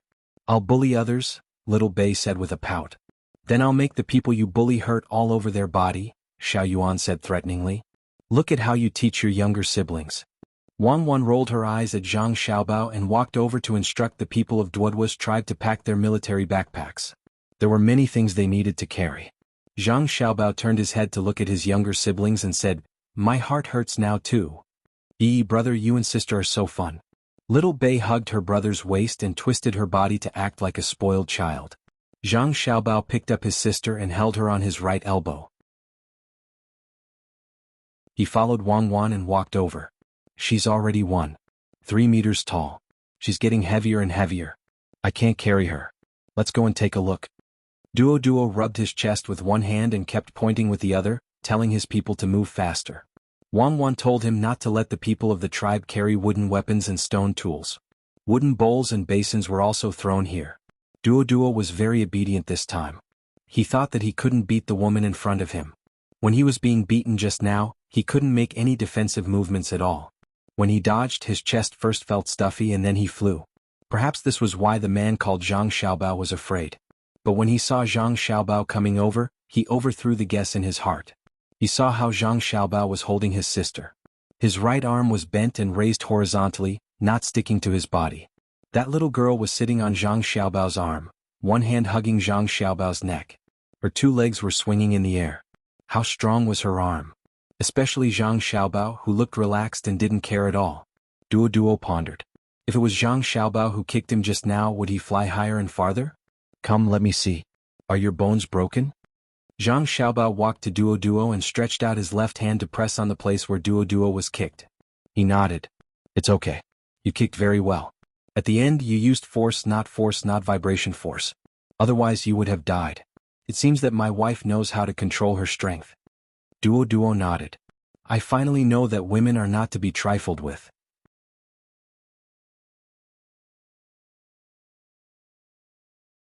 Chapter 1329. Duo's small tribe had a total of 126 people, including all the adults, the elderly, and the children. They packed up their things and threw away everything that should be thrown away. Otherwise, each person wouldn't be able to carry a hill-sized backpack. Although there were few people and they lived a poor life, they had a lot of daily necessities. The group of people was ready. The people of the tribe took one last look at the place where they used to live and followed Zhang Xiaobao and Wang Wan's team to the local, central, tribe without any reluctance.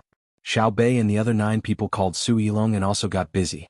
There were 2 children in the tribe that they couldn't take care of, so they were carried by the adults. The other small, dark and thin children were their responsibility.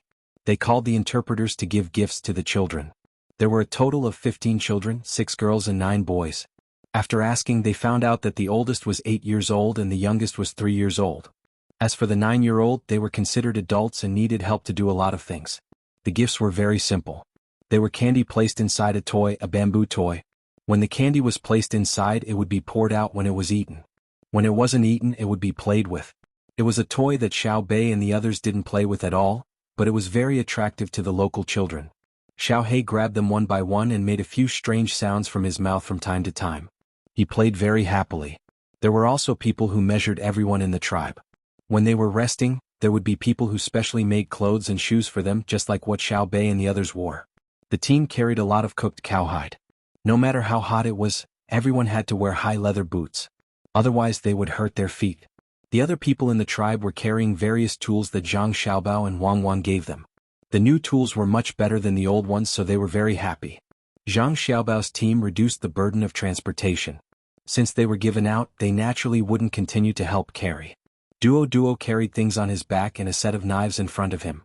There were a total of 9 knives inserted into a wooden box and locked with a chain. From time to time, Duo would touch the handles of the knives. Only then did he feel relieved that the things were not lost, and he didn't feel the pain in his chest from being kicked. These knives are very valuable, right? Duo once again touched the handles of the knives one by one and asked Zhang Xiaobao. It's all right. We all brought good steel knives with us when we came out. They're much better than the scrap metal you're using. Zhang Xiaobao said that Duo had already been solemnly handed over to another strong man in the tribe.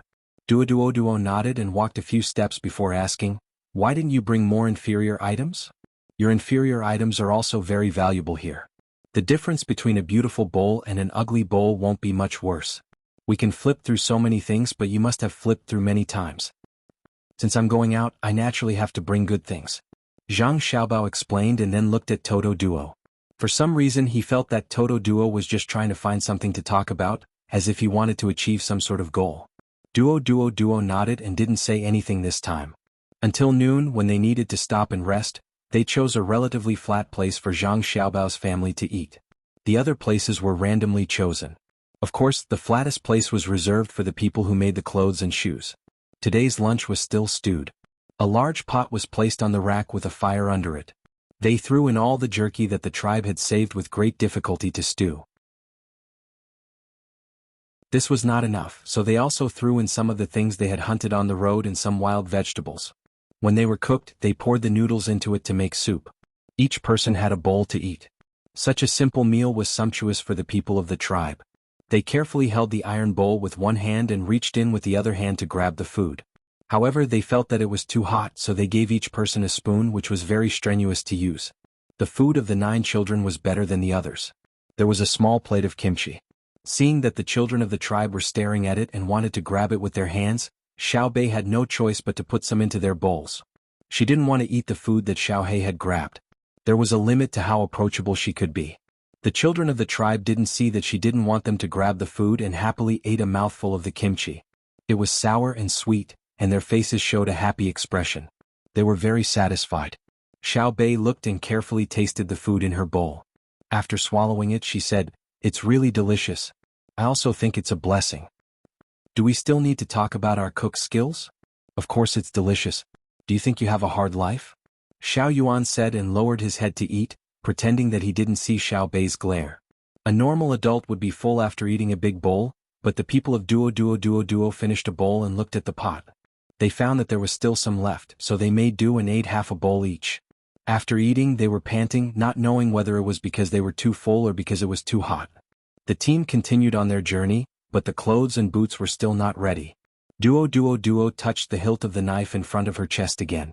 Suddenly, she turned her head and asked Zhang Xiaobao, "Do you know how to grow food? Do you know how to raise cattle and sheep?" Zhang Xiaobao looked over and nodded. "It's okay. My family has zhuangzi, which is specially used to grow food and raise livestock. Moreover, the yield is very high. If you want to raise livestock, I think chickens are good. Catch a wild chicken, cut off its wings, tie a rope between its legs, and encircle an area with a fence.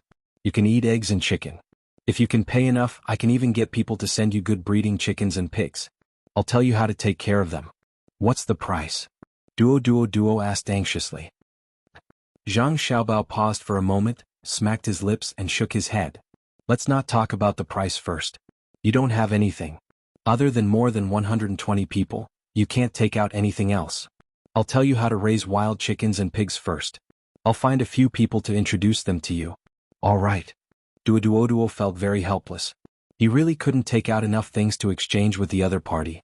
After hesitating for a while, he took a deep breath and mustered up his courage. He said to Zhang Xiaobao, I've thought about it. If I go back to the big tribe, they will take away my knife. They will take away the clothes and shoes you made for us.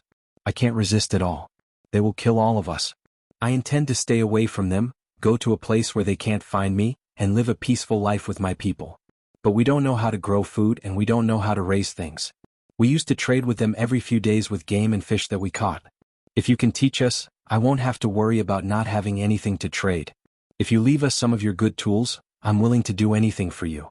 This time, Zhang Xiaobao understood that Duo was also ambitious. He also wanted to resist exploitation and oppression. It was just that he didn't have the ability in the past. Now he felt that if he found a temporary backer and learned some skills, he would not be controlled by the big tribes.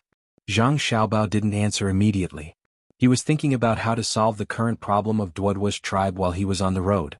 Until night fell, when they would arrive at the area where the big tribes lived, Zhang Xiaobao still couldn't figure out a solution. He seemed to be very confused.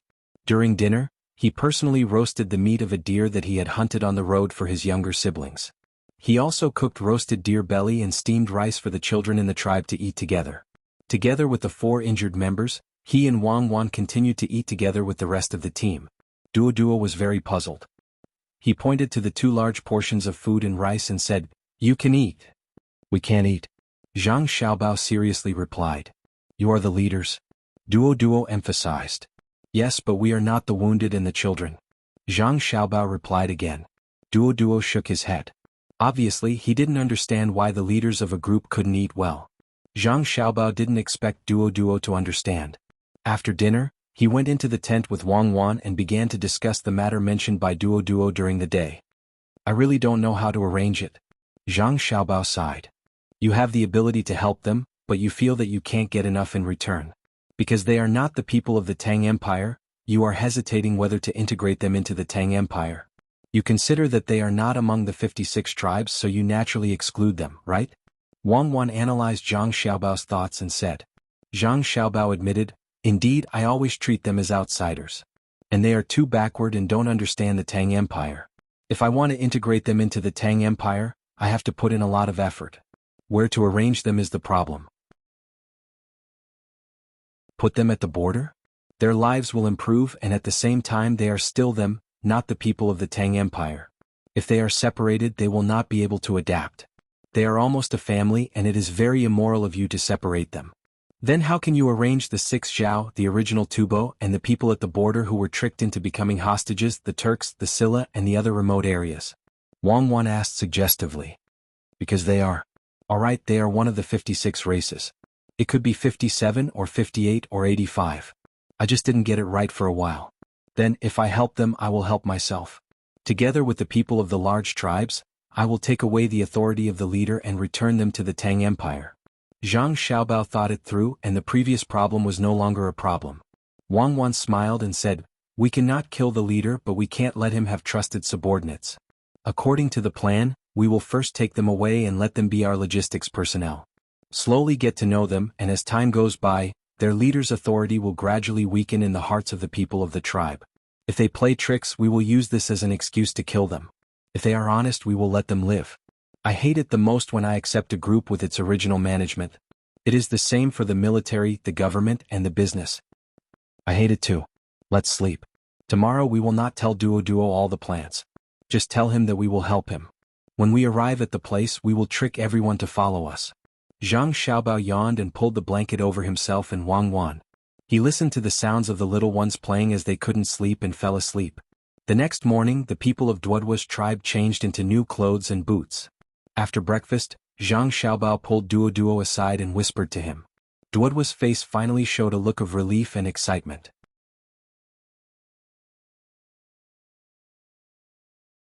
Chapter 1330. Duo, who had been promised by Zhang Xiaobao, jumped up and down as he walked. His head kept looking back and forth. Several times he wanted to tell his tribesmen the good news, but he restrained himself. He was afraid that if he told the news, when his tribesmen met the leader of the big tribe, someone would accidentally spill the news. If the leader knew, he would be angry and kill all 126 of his tribesmen. Even though he had come with the Tang team, who could guarantee that the tribe leader would kill him in a fit of anger? Even if the Tang people helped him take revenge, he would still be dead. Duo was happy, so he asked the strong men in the tribe to work hard to hunt. They all pulled their bows and arrows and worked very hard. It was a pity that there were no metal arrowheads. Zhang Xiaobao's tribesmen had metal arrowheads, but they were not suitable for the shafts of bows and arrows. They carried crossbows which were shorter than bows and arrows, but they saved strength, had a long range and had high accuracy. There were two ways to load the crossbows. One was to kick the crossbows directly, the other was to shake the handle beside it. Crossbows were more convenient for assassination than guns. They were less noisy, and the most important thing was that the arrows could be retrieved. Duo looked at them with envy. At the same time, he was surprised by their ability to adapt to the terrain. Every time he saw someone with a crossbow, he would take a second look. However, he did not ask for it. He knew that the crossbow and the set of arrows were dozens or even hundreds of times more valuable than the set of knives he just got. Fortunately, Zhang Xiaobao gave him another set of knives. They were not for cooking but for carpentry. The bows and arrows they used were made from tree branches. With a good knife, it would be easier to cut them and it would be more accurate. The tail feathers used to balance the arrows would also be easier to find. The tribesmen could make bows and arrows as they walked. The workmanship was rough, but the effect was good when they hit animals. Zhang Xiaobao and Wang Wan also understood this, so they always asked the Tang army to be very careful. With traps and long-range weapons they could teach the enemy a lesson. Duo didn't know that the bows and arrows used by his tribe would make Zhang Xiaobao and Wang Wan nervous. He always felt that the Tang people's weapons called guns were more powerful. He wasn't wrong in his thinking. It was indeed powerful. However, Zhang Xiaobao and Wang Wan had requested for 0 casualties and they really did it. They didn't die directly from the other party's offensive weapons during the course of the battle. As a result, the pressure on the logistics team increased, and they had to exchange money for lives. Duo didn't know how valuable the lives of the Tang people were. He was looking forward to seeing how the thing called a gun attacked. Seeing that Zhang Xiaobao didn't use it, he couldn't help but ask, "Gun, let's have a shot?" Zhang Xiaobao hesitated for a moment and nodded. "It's just one shot. It's not easy to reload the bullets. It's like a bow. An arrow can be retracted after it's shot, but a bullet can't be used immediately after it's shot. If the shape changes, it has to be reloaded. It's very troublesome." "You don't have enough bullets?" Duo asked. "It's enough to kill you 10,000 times over," Zhang Xiaobao threatened. Duo waved his hand. "That's not what I meant. Let me have a look." Zhang Xiaobao stretched out his hand, and someone handed over a sniper rifle. After receiving it, Zhang Xiaobao took it apart and reassembled it. His hand gently stroked the body of the gun, and his face was also attached to the gun, feeling the trace of coolness. Duo, who was watching from the side, felt that it was very strange. It turned out that the gun could be taken apart, but why did it feel that Zhang Xiaobao wasn't holding a weapon to kill people, but a beautiful woman? Looking at Zhang Xiaobao's woman, Wang Wan, her eyes were so gentle when she looked at the gun. What's going on with these two people? When we pick up a weapon, we are one with the weapon. It's like you have a good bow. The chef's knife and the weaving girl's needle are all like this. Let's go to the front." Zhang Xiaobao said and called Duo to rush forward. Behind them there was the sound of messy footsteps. The 9 little guys and Su Yilong also followed, wanting to see the fun. There were many wild beasts in places that had not been extensively destroyed by humans. Soon the group found a deer. It was an adult male deer with 10 forked antlers on its head. It was leisurely eating grass about 300 meters away from the group. In fact, there were people on the other side of the deer, but it didn't meet them. They were scouts and they had to advance 20 miles. Zhang Xiaobao chose to shoot while standing and he didn't have any support. Just as he was about to aim, someone beside him pulled his clothes. "Brother, let me do it, okay?" It was Xiaonan who spoke. "Okay." Zhang Xiaobao handed the gun over. Xiaonan stretched out her hands and caught it. Looking at the deer, she took off the scope and found a place to lie on the ground. She patted her right shoulder with her left hand and put her right hand on the trigger. She aimed with her eyes and began to adjust her breathing. Waiting and waiting, Duo didn't understand what a little girl was waiting for. Just as he was about to speak, a sudden gunshot sounded, startling him. The deer had fallen to the ground, and only its four limbs were still moving slightly. "Rub it, rub it."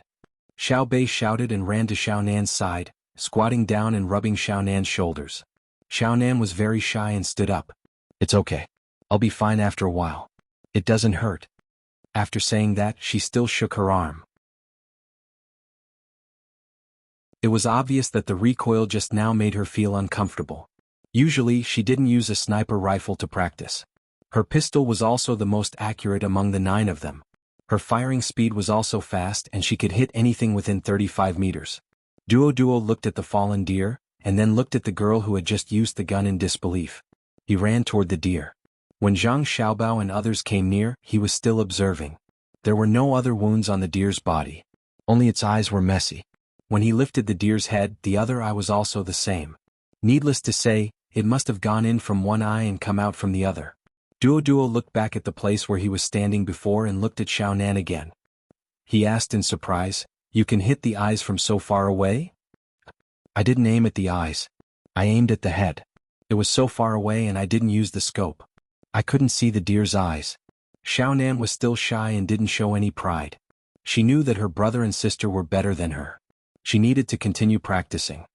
"Why didn't you use the scope?" Duo didn't understand. "My brother and sister said that before a person with a good sense of shooting, using too many auxiliary tools will suppress his talent. I have to shoot by feeling. I want to be one with the gun. My brother and sister said that many snipers are good at shooting and can carry out tasks easily. However, one day when they are fighting with a talented sniper, the gap will be revealed. One is a gunsmith and the other is a god of shooting. A gunsmith is for the task and planning the target, while a god of shooting is for the control of the field.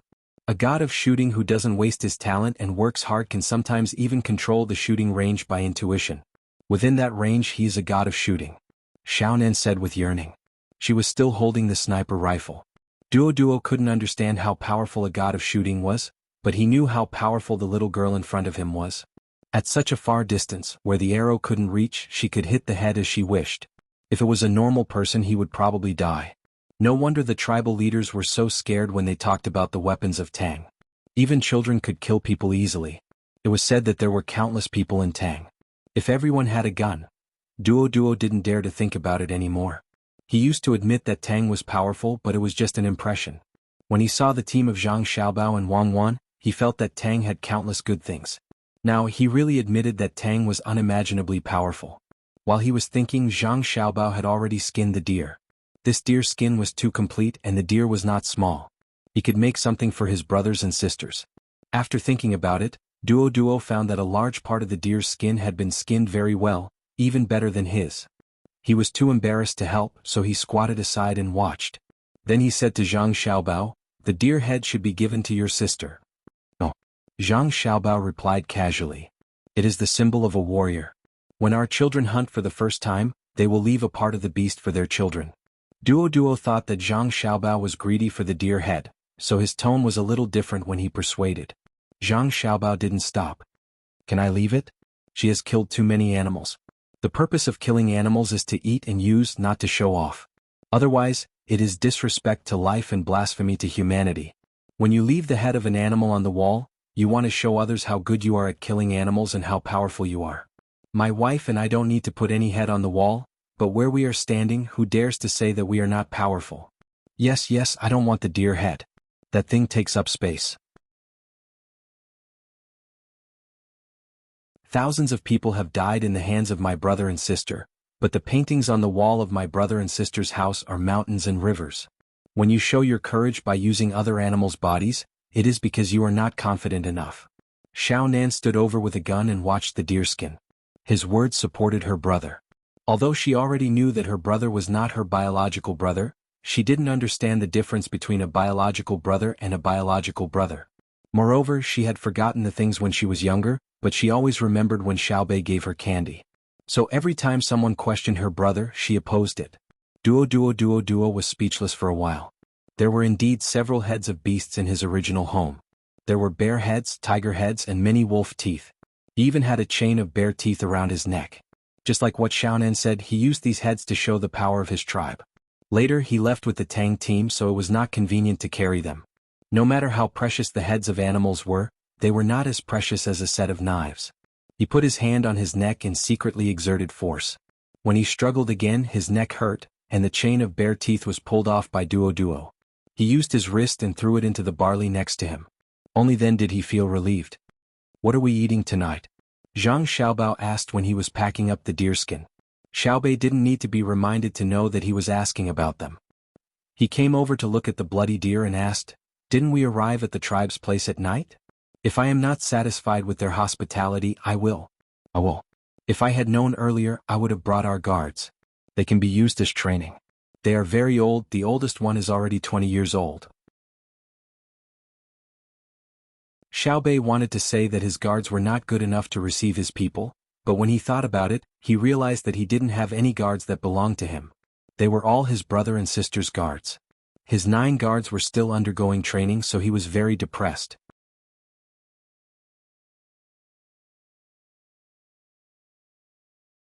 Chapter 1331. Duo had been listening the whole time.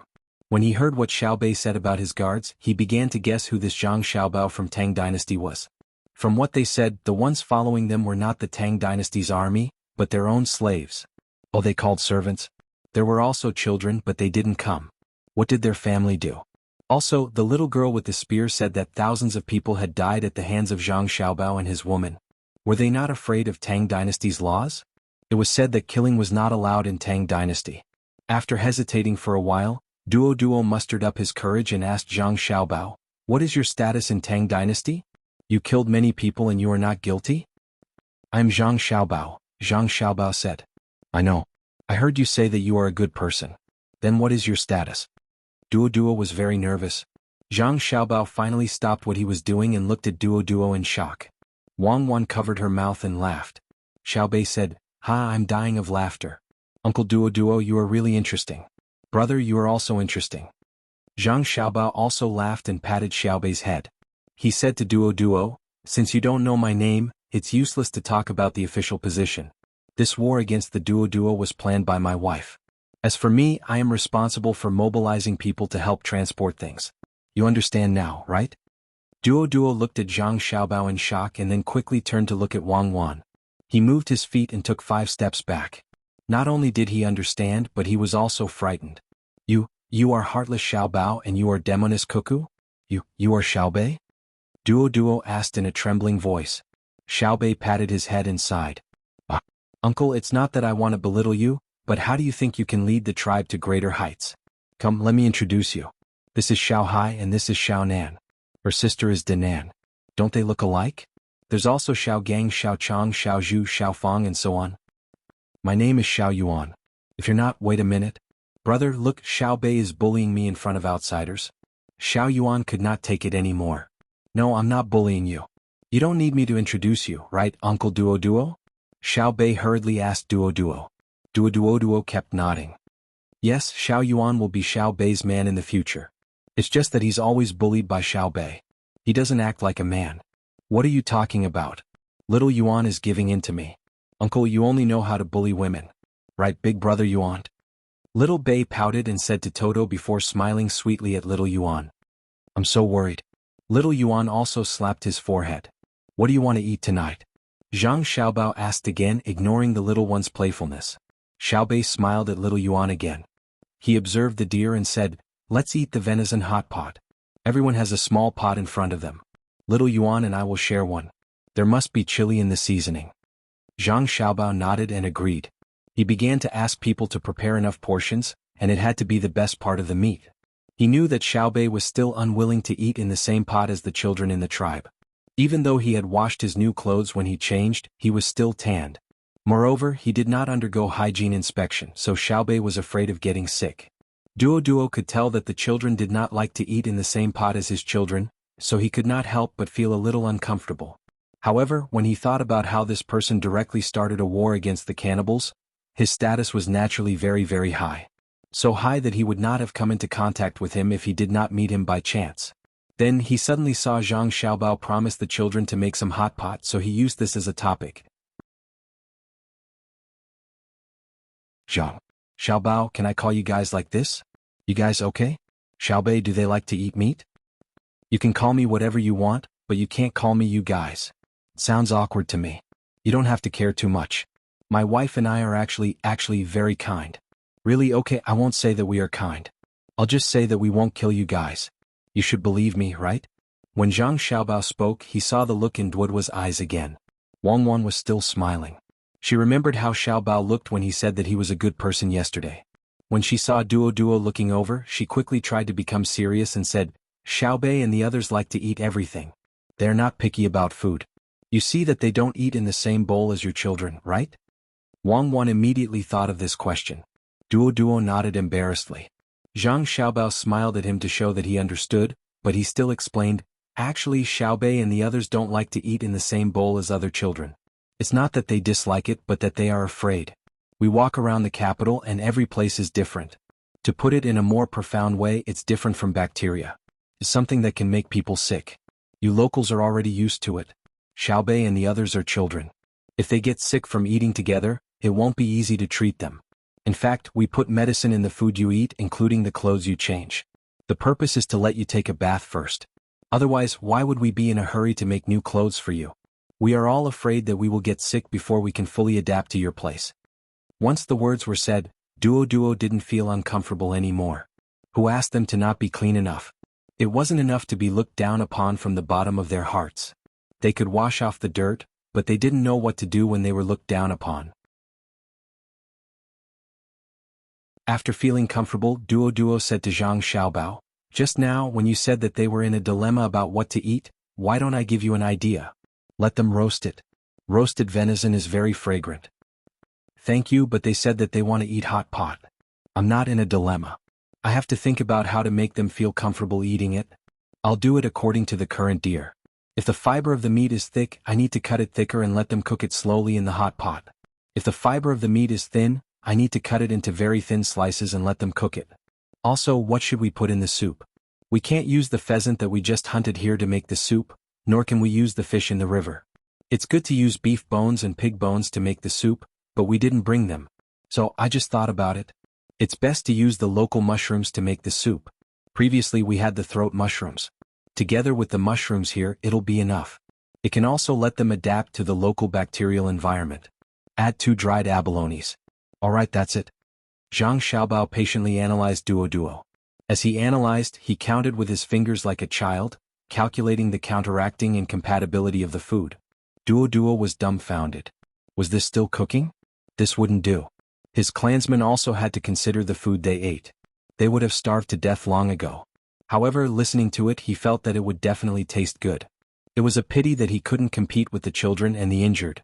Duoduo looked a little disappointed, not because he couldn't eat it, but because he thought about the lives of the Tang people. After comparing them, he felt inferior. He asked tentatively, do the Tang people all eat the same? How is that possible? Xiaobei raised his head and continued, if only all the Tang people could be like this. Not to mention venison, we don't even have a lot of mutton. We eat pork every day. If we don't have enough pig meat, we have to exchange it with chicken and duck meat. It's good enough if we can eat pork ribs in half a month. If we want to eat venison every day, we have to raise deer like we raise pigs and chickens. Their lives are really tough. My family has a restaurant business, so the food there is better. It's a little better. Xiaobei felt embarrassed as he spoke. Duoduo suddenly understood. He had heard of restaurants before. People who ate there had to be rich and the food tasted good. He couldn't help but feel envious. If there was someone in his family who worked in a restaurant, the meat is good. It's very delicate. Cut out the tenderloin and chill it. Don't let it run. I don't want to make cold jerky for them. I want it cold and fresh. At this time, Zhang Xiaobao had already checked the meat for himself and instructed. Naturally, someone went to get saltpeter and chill the venison. Duoduo didn't know what chilling was, so he didn't ask. Otherwise he would be even more surprised. Now he felt that Zhang Xiaobao shouldn't be so serious. He advised, just make food. Don't worry too much about the children. Yes, that's what I said. If you don't want to worry, then don't raise them. Even raising horses knows how to be careful, let alone raising children. Look at the wild vegetables under your feet. You can't just eat venison. Zhang Xiaobao began to pay attention to the path under his feet again. When he saw wild vegetables that weren't poisonous, he would pick a piece and put it in his mouth to chew. He wanted to see if the taste could match with the venison and seasoning. Every time he confirmed something, Duo would pick it.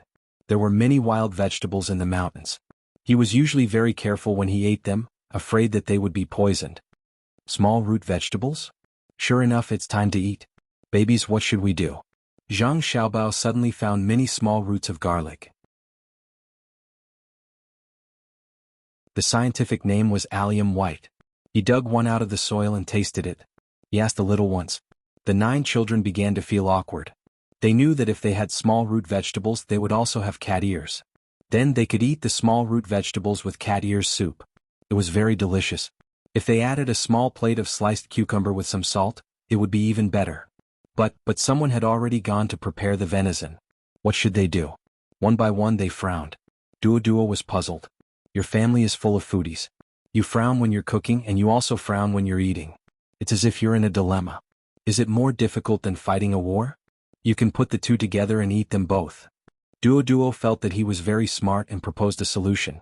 Without waiting for Zhang Xiaobao to speak, Xiaobei shook his head. No, venison is warm and nourishing.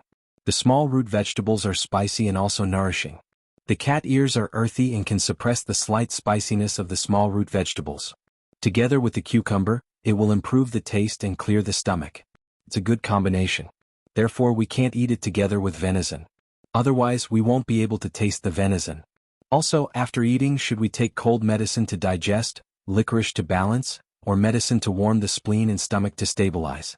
It's just a meal. It's not like we're risking our lives. Do you want to eat us to death? It's like chili mixed with ice. Can that be eaten? It's also impossible to add licorice. Those who dare to prescribe such a prescription are either quacks or divine doctors. Didn't you see that brother is looking for vegetables to neutralize the venison? Yes. Illness comes from the mouth and disaster comes from the mouth. We have to be very careful, Xiao Yuan echoed. Duo didn't understand at all. The only thing he knew was that it wasn't easy for Zhang Xiaobao and the others to eat. It sounded very dangerous. Thinking of the danger, he became nervous again. He said to Zhang Xiaobao, "When we see our big leader, you must not reveal your identities. If the big leader knows who you are, he might want to arrest you."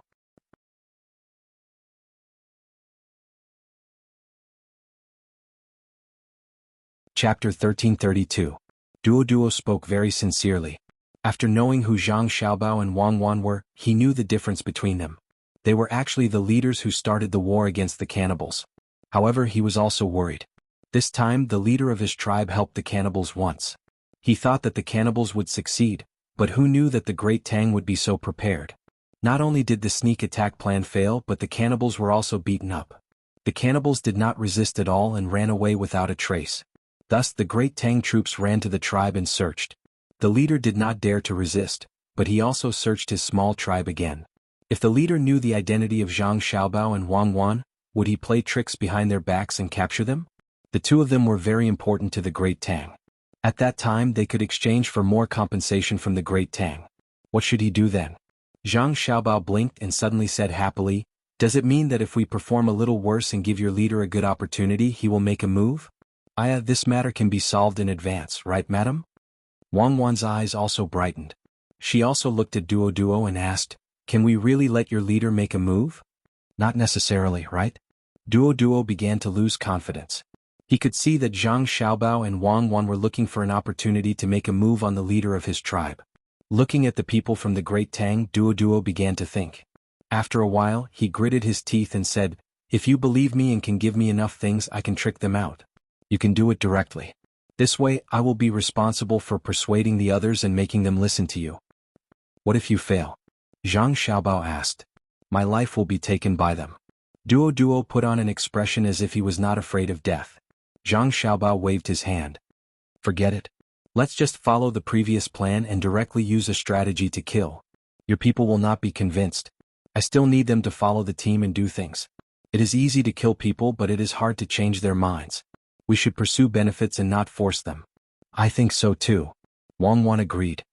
"It's easy to kill people but difficult to make them work for you. Force has always been used to conquer but not to rule. Then be careful. At this time, Duoduo's recognition of Zhang Xiaobao and Wang Wan deepened. A large group with guns could have killed their way over, but they didn't. Instead, they chose another method. If he followed them in the future, he would definitely have a good life. How could his current leader use benefits to get what he wanted? He was clearly using benefits to coerce them. If over 100 of his clansmen didn't give them anything, they wouldn't give him any food either. When it came to an exchange, he would be at a disadvantage. The team continued to move forward. No matter what, they would be able to reach their destination before dinner tonight. In a situation where they did not plan to come into close contact with the other party, the team could increase their speed a little.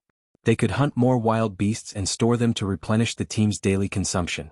It wasn't that Zhang Xiaobao and Wang Wan didn't know how to protect nature. Right now, they didn't allow Great Tang to cut down trees and hunt animals. It was unlike before when they didn't have enough strength to stop it. They could only follow Great Tang's national policy of destroying forests and opening up wastelands. Now that things had changed, they could influence Great Tang's policy. Of course, they couldn't continue to pretend that they didn't see it.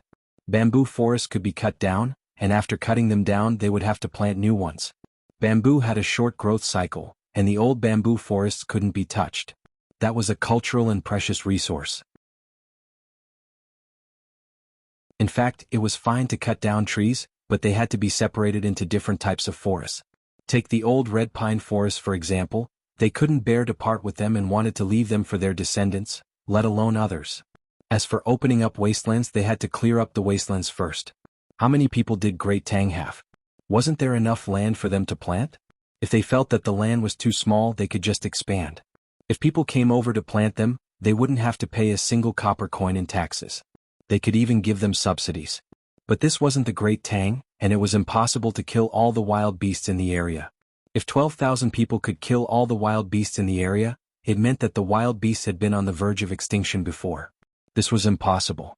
The group hunted as they walked. When the scout at the front reported that they were only 5 li away from the other party's settlement, the group stopped to set up camp, cut down trees, dig trenches, set up tents, and start a fire. Duoduo's tribesmen couldn't help with this kind of thing. They could only watch. They saw that the Great Tang's group was very fast and that the camp was built well. You guys seem to be building camp faster than the Great Tang army. After 2 days of observation, Duoduo finally found this problem. He had seen it once when he was delivering things to the tribe, so he pulled Xiaobei aside and asked.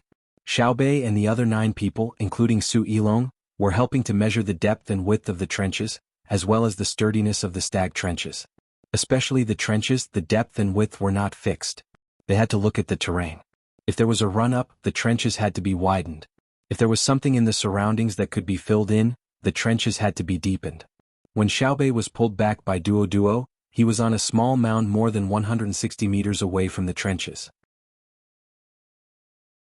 He was holding a Luoyang shovel and kicking down hard to see the structure of the soil. He was sweating profusely. When he heard Duoduo's question, he stopped and said to the people beside him, "Let the artillery calibrate this position.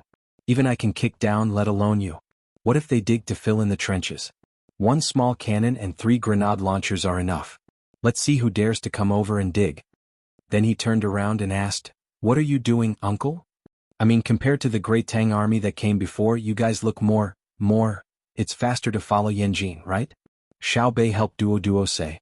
Duoduo nodded, "Yes, more rigorous. I've heard of this before." "That's right. They are the army of the imperial court and we are the private army. What you saw should be the army led by Zhang Shogue and army supervisor Yang Xishuan. The 2 of them are still passable, and they have the help of 2 third-generation graduates from my family. Don't compare their fighting strength to ours. If we were to fight the 2 of them, even if 10 of them were tied together, it would be like a game for Big Sis. In other words, our 12,000 people can easily defeat 120,000 of theirs. The individual qualities of soldiers are different. Even if I explained it to you, you probably wouldn't understand." Xiaobei took advantage of the time while speaking to take a break. Then he picked up his Luoyang shovel and kicked elsewhere. Duoduo stood in place for a while, stunned. Then he muttered, "In other words, your 10,000 people are more terrifying than their 100,000 people. Back then they chased less than 6,000 people to the tribe. They clearly knew that there wouldn't be a battle, but they still built the camp like this. It's a waste of effort. Because this is tradition. You can't wait until you think there's danger. If you die on the battlefield because of this, no one will sympathize with you. They will only praise the victor. Zhang Xiaobao's voice suddenly rang out in Duoduo's ear. Duoduo jumped in fright. Turning back to Zhang Xiaobao, he exhaled and said, "You didn't make any noise when you walked. There's no danger here. Who would dare attack you?" I changed into rubber shoes and came over to watch others work. Zhang Xiaobao smiled, and then he said to Duoduo, "Many times in history when the enemy believed it to be safe, a battle won by a small force. The great Tang can lose even if it has advanced weapons. But my wife's and my team cannot lose. Do you want to strike at the confidence of the great Tang? Defeat our army and capture us. No matter what method you use, whether it's a direct battle or a scheme, as long as you succeed, all the industries of my great Tang will be in trouble, and the people will be shaken. My wife and I are the symbol of invincibility. If we are ambushed here, even if 10,000 of our enemies die, it's still a victory for them. So you won't give them a chance. You're standing beside me without anyone protecting you. Aren't you afraid that I'll capture you?" Duoduo understood a little, but he still thought of a possibility and clenched his fists. Zhang Xiaobao laughed. "Your chest doesn't hurt anymore? You don't even have a stick on you and your nutrition isn't balanced. It's just that you don't control yourself when you eat. As for me, this is called a knife. Don't move. The knife is very fast, faster than the knife I gave you." As Zhang Xiaobao spoke, a small knife suddenly appeared in his hand. It was light black and had hemp patterns. He gently placed it beside Duoduo's neck, and with a flick of his hand, a piu sound came from a small tree beside them. Duoduo's pores opened instantly and he felt much cooler. He turned his head to look at the small tree and walked forward. When he got closer, he shivered again. There was a 2-inch long red worm that was nailed by the knife. "Zhang Xiaobao, can you really beat your woman? If you want me to beat my wife again, I'll beat you first. Hurry up and rest. I think your leader will come over when it's time to eat. I've already sent people there to trade for food. We've consumed too much food along the way." Zhang Xiaobao walked over and pulled the knife out of the worm's body. He then took out a white handkerchief and wiped it. The small knife made a light black mark on his hand, and then it suddenly disappeared. Duoduo looked at Zhang Xiaobao's back as he left. His feet seemed to be glued to the ground and his expression was blank. He didn't understand what kind of person this person was. When he looked at his smile, he thought that he was very ordinary. He just looked a little better and he didn't look that strong when he wore clothes. Why did he have the strength, the throwing knife, and the ability to cook good food, but he was willing to eat the same food as his subordinates? The most important thing was that he was afraid of women. As long as his woman Wang Wan looked at him that way, he would smile. If I smile with my women, what will it be like? He's not like a man. He's so powerful, but he's afraid of women. Maybe only his women can understand him. Duoduo muttered to himself. He found that he really couldn't evaluate Zhang Xiaobao with what he knew. In fact, I don't know him very well. I only know a part of him. Of course, he doesn't know me completely, but he definitely knows me more than I know him. I plan to use my life to understand him. Don't just stand there. Organize your people. Your leader is here. Wang Wan's voice was the same as Zhang Xiaobao's. She suddenly sounded behind Duoduo. Then she caught up with Zhang Xiaobao, who was holding a stick, and said to him, "Brother Simo Domo He Luo Fo Che Ho Mo Wu has come in person. He only brought 25 people with no weapons. It's really strong." Zhang Xiaobao swung it a few times, but it didn't break. He praised it and then asked Wang Wan, "Who? What do they do?" "The local leader." Wang Wan also came over and kicked the side of the deer. "Aren't they the Mish tribe? There's no Mish in their name. Others call them Mish just like the Japanese call us Shina. Do you have Shina behind your name? Who dares to call me that? I'll let him know why flowers. How many eyes does Ma Wang Yi have? Japan was originally called Neon, okay? Later, our Chinese people were magnanimous and thought that their sun rose first, so they called it Neon. Unfortunately, this Neon name became derogatory in our time. I feel sad for them.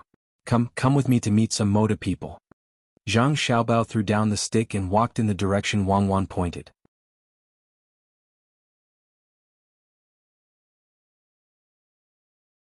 Chapter 1333. Zhang Xiaobao and the leader of the local tribe, Seymour Domo He, Luo Foch. When the two of them met, they didn't shake hands or hug each other. They didn't even get close to each other. The two of them were 10 meters apart. Zhang Xiaobao sat on a chair with his back facing the south. Seymour Domo He only had a stool and sat facing the north. When he looked at Zhang Xiaobao, he had to look up.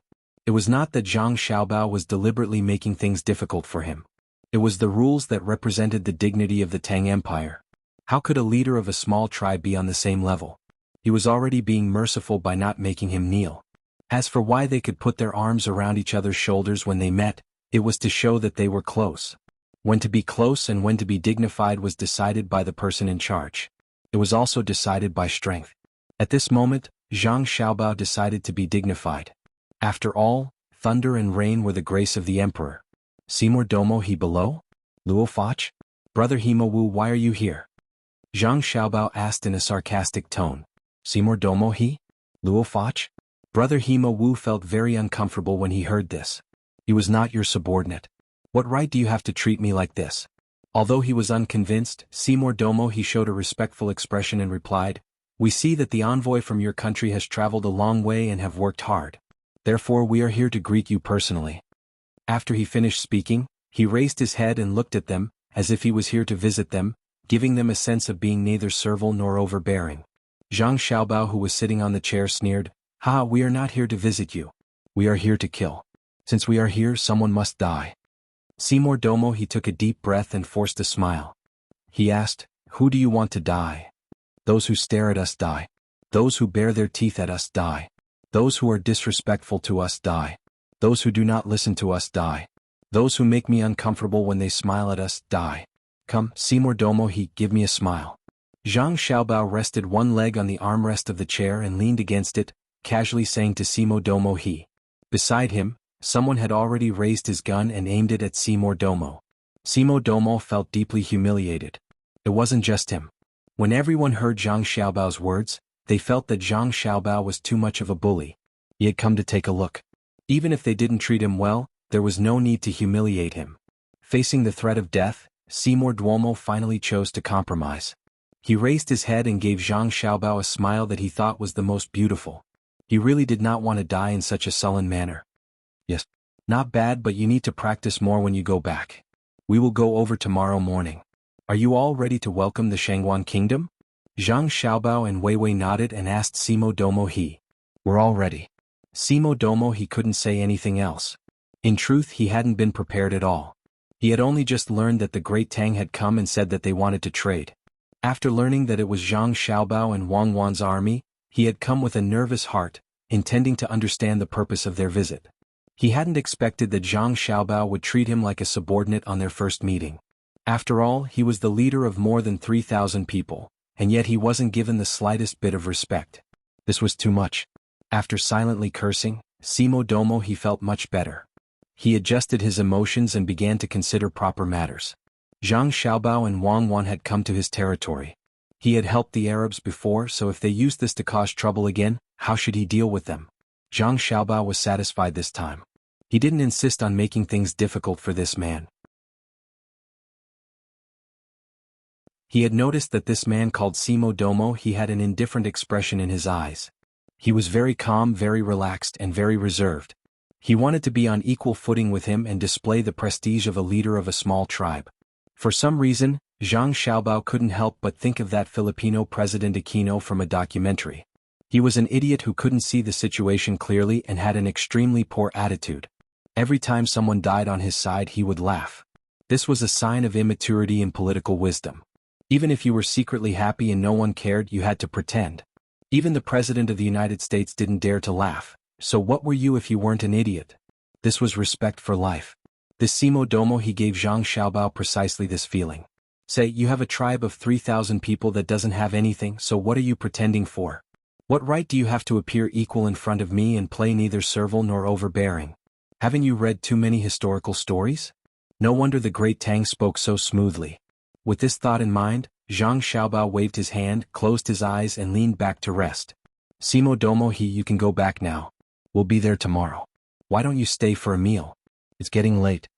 Someone immediately gestured to Seymour Domo he, appearing rather polite. Okay, let's have a meal. We truly haven't eaten, Seymour Domo he happily agreed. This way please. This person was immediately depressed. He was just being polite, but this guy actually agreed. But since he had already said it, he naturally had to entertain him. Seymour Domo followed them and kept looking at the situation of the camp. He found that it was very messy. The tents were not arranged in rows or columns. Instead, there were tents here and there. It seemed like Zhang Xiaobao and Wang Wan's troops were really not good at marching and fighting. At the same time, he was thinking about what he had done wrong. According to the books of the great Tang, many of them said that when one went out to meet the leader of another place, he would be neither servile nor overbearing and would criticize the other party. In the end, when the other party said to push him out to be beheaded, the person who was pushed out would laugh a few times and be asked why he was laughing. After that, it would be easy to handle. He would say his own words and the other party's leader would think that it made sense, so he would succeed. But today he didn't say that he was going to push Xiaobao out to be beheaded. Instead, he aimed the gun at Xiaobao. If Xiaobao were to laugh, would he die before Xiaobao could ask him why he was laughing? He had seen that spear before and it was more formidable than a bow and arrow. If the arrow was far away, he might be able to dodge or block it, but the spear would not give him the time. By the time he heard the sound, he would already be dead. For a moment, Simo Domo was very depressed. He also knew that the other party didn't want him to stay for dinner, probably because he had helped the Arabs before. Those damned Arabs, they actually lost and they even ran away so quickly. Okay, get up. Xiaobei and the others are waiting to eat hot pot. You go and cut them. Xiaobei says that he wants to eat thin strips. You think of a way. Zhang Xiaobao was still lying on the chair when Wang Wan came over to urge him. In truth, she could also cut, but she could not compare to Xiaobao. In order to make her little brother and sister eat happily, she needed Xiaobao to do it. Zhang Xiaobao was indeed a little tired, not physically but mentally. He knew that it didn't matter what kind of attitude Seymour Demoki had just met. What mattered was whether Seymour Demoki had the same idea as his people. A leader's influence on the people under his rule was extremely large, second only to the influence that parents and teachers had on their children. If Simo Domo He's daily propaganda was hostile to the great Tang, then the more than 3,000 people probably had the same idea. As he got up and walked to the kitchen, Zhang Xiaobao said to Wang Wan, "When the Japanese invaded, let's not talk about invasion and just talk about integration." They also started teaching Japanese in the 3 northeastern provinces. From this, one can see how smart the Japanese are. But in the end they failed. I'm worried that Simo Domo He will also have nothing better to do and educate his people. If that's the case, we won't be facing the same opponent. Wang Wan smiled and said, I can see that Simo Domo He is using his cleverness in the wrong place. He probably thinks that we're always high and mighty and lack someone who dares to communicate with us normally, so he wants to play this role. In truth, he still has too little understanding of our Chinese culture. There's no such thing as equality and no leader would be so cheap, including Li Longji. We really do treat him this way, but it's not because he lacks feelings in this aspect. It's because we can provide him with benefits. He laughed and was very happy when Xiaobei stole food from him, but without us Xiaobei wouldn't have had a chance to steal food. Even if he did, would he still be happy? He's being magnanimous by not teaching Xiaobei a lesson, but he'll definitely teach Xiaobei's family a lesson. If Xiaobei was an ordinary person, Li Longji would teach a lesson to the local officials.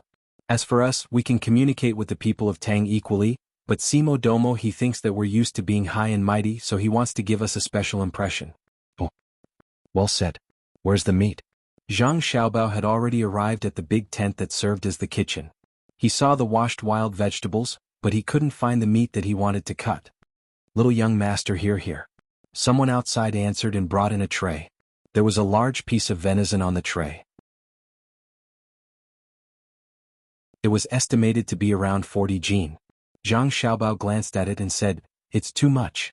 Xiaobei, the children in the tribe and the 4 injured people can't finish it. There's still other dishes. It's not much.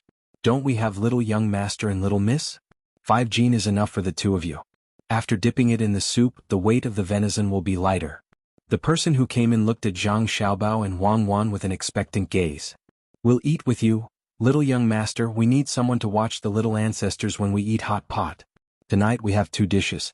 One is braised with a variety of flavors, the other is wild vegetable dipping sauce, and the other is fish soup.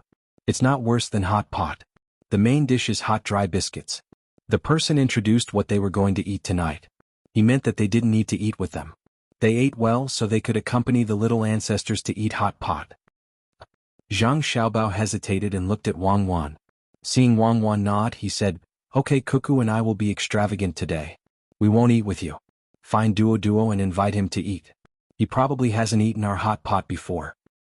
That's great. Here, put the meat. The person answered happily and ran out. Zhang Xiaobao began to cut the meat. As for the strips that Xiaobei mentioned, he didn't care at all. If the meat in hot pot was cut into strips, it would disappear when it was put into the pot. Even thin slices like this had to be prepared for the children in the tribe. Otherwise, with their movements, the meat couldn't be picked up at all. It would become the bottom of the pot after a few dips. Zhang Xiaobao's movements were very fast. He cut the meat according to the horizontal lines. When he cut, he first destroyed the lines. When he dipped the meat, he slightly froze it and kept the moisture. When he cut it, Wei Wei pulled and it immediately became a roll. Wang Wan looked and had nothing to do, so she praised, "Good knife skills."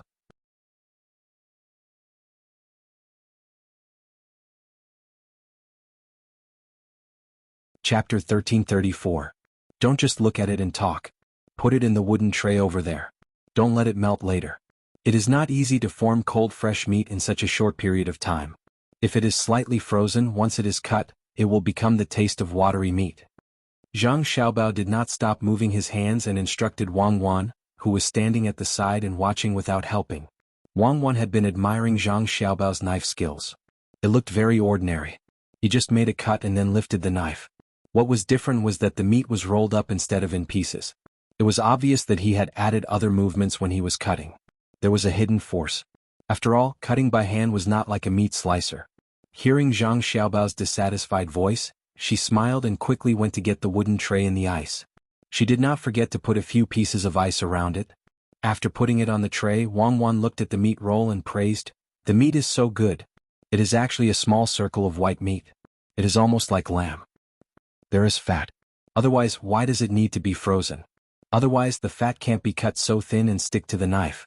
Unless I let the knife and the meat be at the same temperature and put a layer of other oil on it. Of course, a special knife can also be used, but we don't have that technology.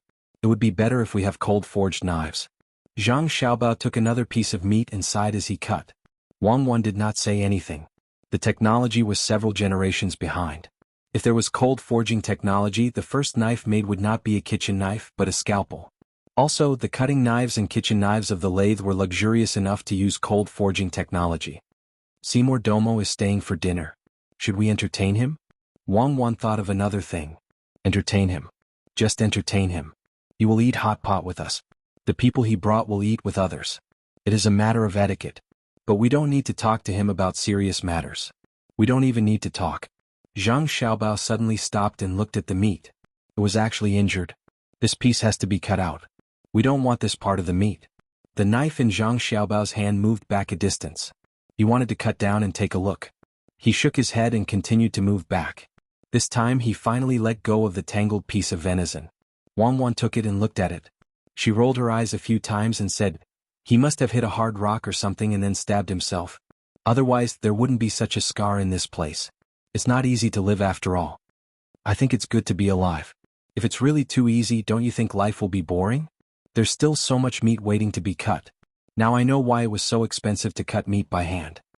Zhang Xiaobao's movements were not slow, but the meat was too thin, and it required a lot of strength from his wrist. When he exerted force downwards, he had to cut, not press. Otherwise, the meat below would be a little deformed. Then, when the knife went down, it would either be thin or thick, and there would even be a situation where half of the meat was cut. Taking the sharpening stick, Zhang Xiaobao rubbed the knife against it twice and continued to work hard. "I will never cut meat for them like this again. It's so torturous. The knife will be blunt after 2 cuts." Wang Wan looked at Zhang Xiaobao always using the sharpening stick to scrape the knife. Until now, she still didn't understand why, because she didn't need to use that thing when cooking. Zhang Xiaobao shook his head lightly. "It's scraping the edge of the knife. The oil on the knife is scraped off. The knife is fine. How about this? Prepare a basin of hot water and a basin of cold water. I will first put the knife in the hot water, then use a towel to wipe it. After wiping it, put it in the cold water, then use another towel to wipe it. This way there's no need to use the sharpening stick. Use the hot water to get rid of the oil, and use the cold water to lower the temperature of the knife. Every industry is not easy. Eating, it seems to be the simplest but also the most complicated. Then why is it so expensive to cut meat by hand? Is it because of manual labor?" Wang Wan asked suggestively. "Because you can't tell the quality of the meat when it's cut by a machine. The texture will be messy. If you ask, people will say that it's the machine. But when it's cut by hand, the texture will be there. No chef will cut the meat for you under the condition of destroying the texture of the meat. Otherwise, this chef won't be qualified. In this way you can eat with ease. You can eat whatever meat you want. You don't have to worry about the mutton oil added to other meat. The popularity of hand-cut meat is because of the quality of the meat. The price of meat is cheap. Everyone can't buy good meat. The main reason is that in restaurants, it's a case of bad money driving out good money. But with hand-cut meat, everyone will choose this kind of meat in order to eat better. Thus, there's also the saying of good money driving out bad money. The main reason is that eating is different from other things. Everyone knows that illness comes from the mouth. Moreover, when eating in restaurants, naturally they won't care about the difference in price. Thus, the slightly more expensive hand-cut meat is more popular than the machine-cut meat that you don't know what kind of meat it is. Zhang Xiaobao shook his left hand as he spoke. He had been using this hand to press the meat. It was cold. His fingers were numb from the cold. Wang Wan nodded in understanding. She knew about this matter. Chinese people were really smart. Not only were foreigners afraid, but Chinese people were also afraid. If it was Chinese people, they could sell a pound of mutton that cost 70 renminbi for 20 renminbi, just like how mutton that cost 30 renminbi was sold for 10 renminbi more than 100 years ago. Let's not talk about the specifics first. Just talk about the similar taste and how low the cost of the food was. Thus, Chinese people were afraid. Generally, they would go to Muslim to buy beef and mutton and cut it themselves at home. It was very ironic. They were religious people who should be restrained and rejected. But they had no choice but to go to other people's places to buy things because no one dared to sell fake meat in that place. That was ethnic conflict and people would die. Selling things to foreign countries in terms of the same quality was still very cheap. What made the foreign industry even more afraid was that China's exports were much lower in quality, but the price was much lower. Yes, the quality was indeed not very good, but the price was cheap. If it was a car, quality was very important. But what quality did disposable tableware need? It was thrown away after eating. Are we Chinese people really the scourge of this planet? Wang Wan found it funny and asked. China is the scourge of the entire universe, so let the Chinese people rule this planet first and then scourge the universe. The others can't do it all and can only suffer losses. The people of this deer are really good. The meat is delicate. If you look at it under the setting sun, it's like the texture of a cloth.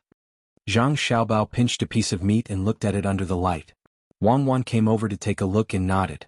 It's really good. It exercises all year round and it's different from other animals. It's especially better than wild boar meat. The fiber is not so thick, but it's a pity that there's no marbling. If you didn't deliberately let people put some fat, you wouldn't even see a bit of white when you cut it. Marbling, it's nothing more than the ratio of protein to fat. That's other people's rules, not our Chinese rules. If you take 5A beef, other than making steak, can you stir-fry it and eat it? If you cut it along the texture, you'll separate the fat from the thin. If you don't and cut it horizontally, then fine, let's not eat the shredded meat. Eat the foam, it will break. It's a matter of eating habits. It's not always good when others say it's good, unless it's specially sold to them. It's like eating fish and crabs. Do people in England eat crabs? Do people in America eat carp? There are a lot of thorns. But in China, if you have wild crabs and carp, they're very expensive. The English think it's hard to eat crabs. Lobsters are all peeled by the chef. We don't need it, we have special tools to eat it. There are 8 pieces of crabs, it's very delicious. And carp, of course, people in America don't eat it. It's very earthy and there are too many thorns. Why? Because the way they eat it is simple. Children in China know to spit out the thorns when they eat fish from a young age. They don't wait for their parents to remove the thorns and fry the fish with breadcrumbs. Many people are sad. They only say that the food in America is good. Western food, in fact, I don't like to eat this. I'd rather cook it myself. It's not that other people's food is bad. People always eat it, but I'm not used to it. It's too nutritious. I don't need so much nutrition. When you're like me, you eat lean meat. I don't need marbled fat. What I care about is explosive strength, not fitness. I don't need so many special muscles on my body. Okay, it's not easy to eat. By the time Xiaobao finished speaking, he had finally finished cutting the meat. His 2 hands were swinging vigorously. In just a short while, he had cut more than 40 jin of meat. Moreover, it was a high standard thickness. The knife was only now showing its age. It was not as good as the cold forged knife. The difference was too big. Wang Wan was also not idle. In fact, there were not many meat rolls on a tray. Zhang Xiaobao cut them quickly like magic. When you looked at him he cut them again and again. But if you counted according to his movements, you would find that he was very fast when he counted the numbers. It was a visual error. It was the same as when the wheels of a car turned very fast in one direction, and then you saw it turn back very slowly. After placing the last meat roll on the 10th tray, Wang Wan looked at Zhang Xiaobao and smiled. Dear, what I admire most about you is your love and support for our Chinese tradition. I will not say whether you are right or wrong. I only want to say that your persistence is not something that all Chinese people have. Just like what we had discussed before, many people who went overseas said that China was not democratic and developed slowly. The quality of the people was not as good as them overseas. However, he had never considered that if China was suddenly gone, would his status as a Chinese be affected in the outside world? Why are they so nice to him? It's because this country that he looked down on has nuclear weapons, high GDP, and influence over other countries. Does he really think that he is powerful? Does he think that he is Chen Shuesan? Yes, as I said, they are far inferior to the Utans. Without Israel, the Utans are rootless duckweeds, so the Utans outside will defend Israel. They are a nail in the religious community of the country we are attacking now. I won't say whether they are right or wrong, I only admire their spirit. Let's go, you can take 2. I don't have enough hands. Are you still my wife? Are you not my wife? Zhang Xiaobao started to design trays. There were 10 trays and he must find a way to carry 1 trays.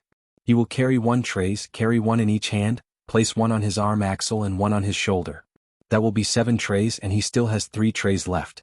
But Wang Wan had her hands behind her back and was looking at him with her feminine eyes. She did not help him. Carry 1 and carry 2. If you don't work, I will divorce you and divorce you. I am scared to death. Dear, do we need a marriage certificate before getting a divorce?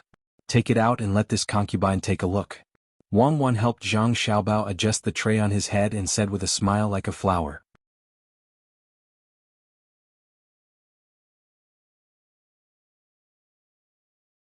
Chapter 1335.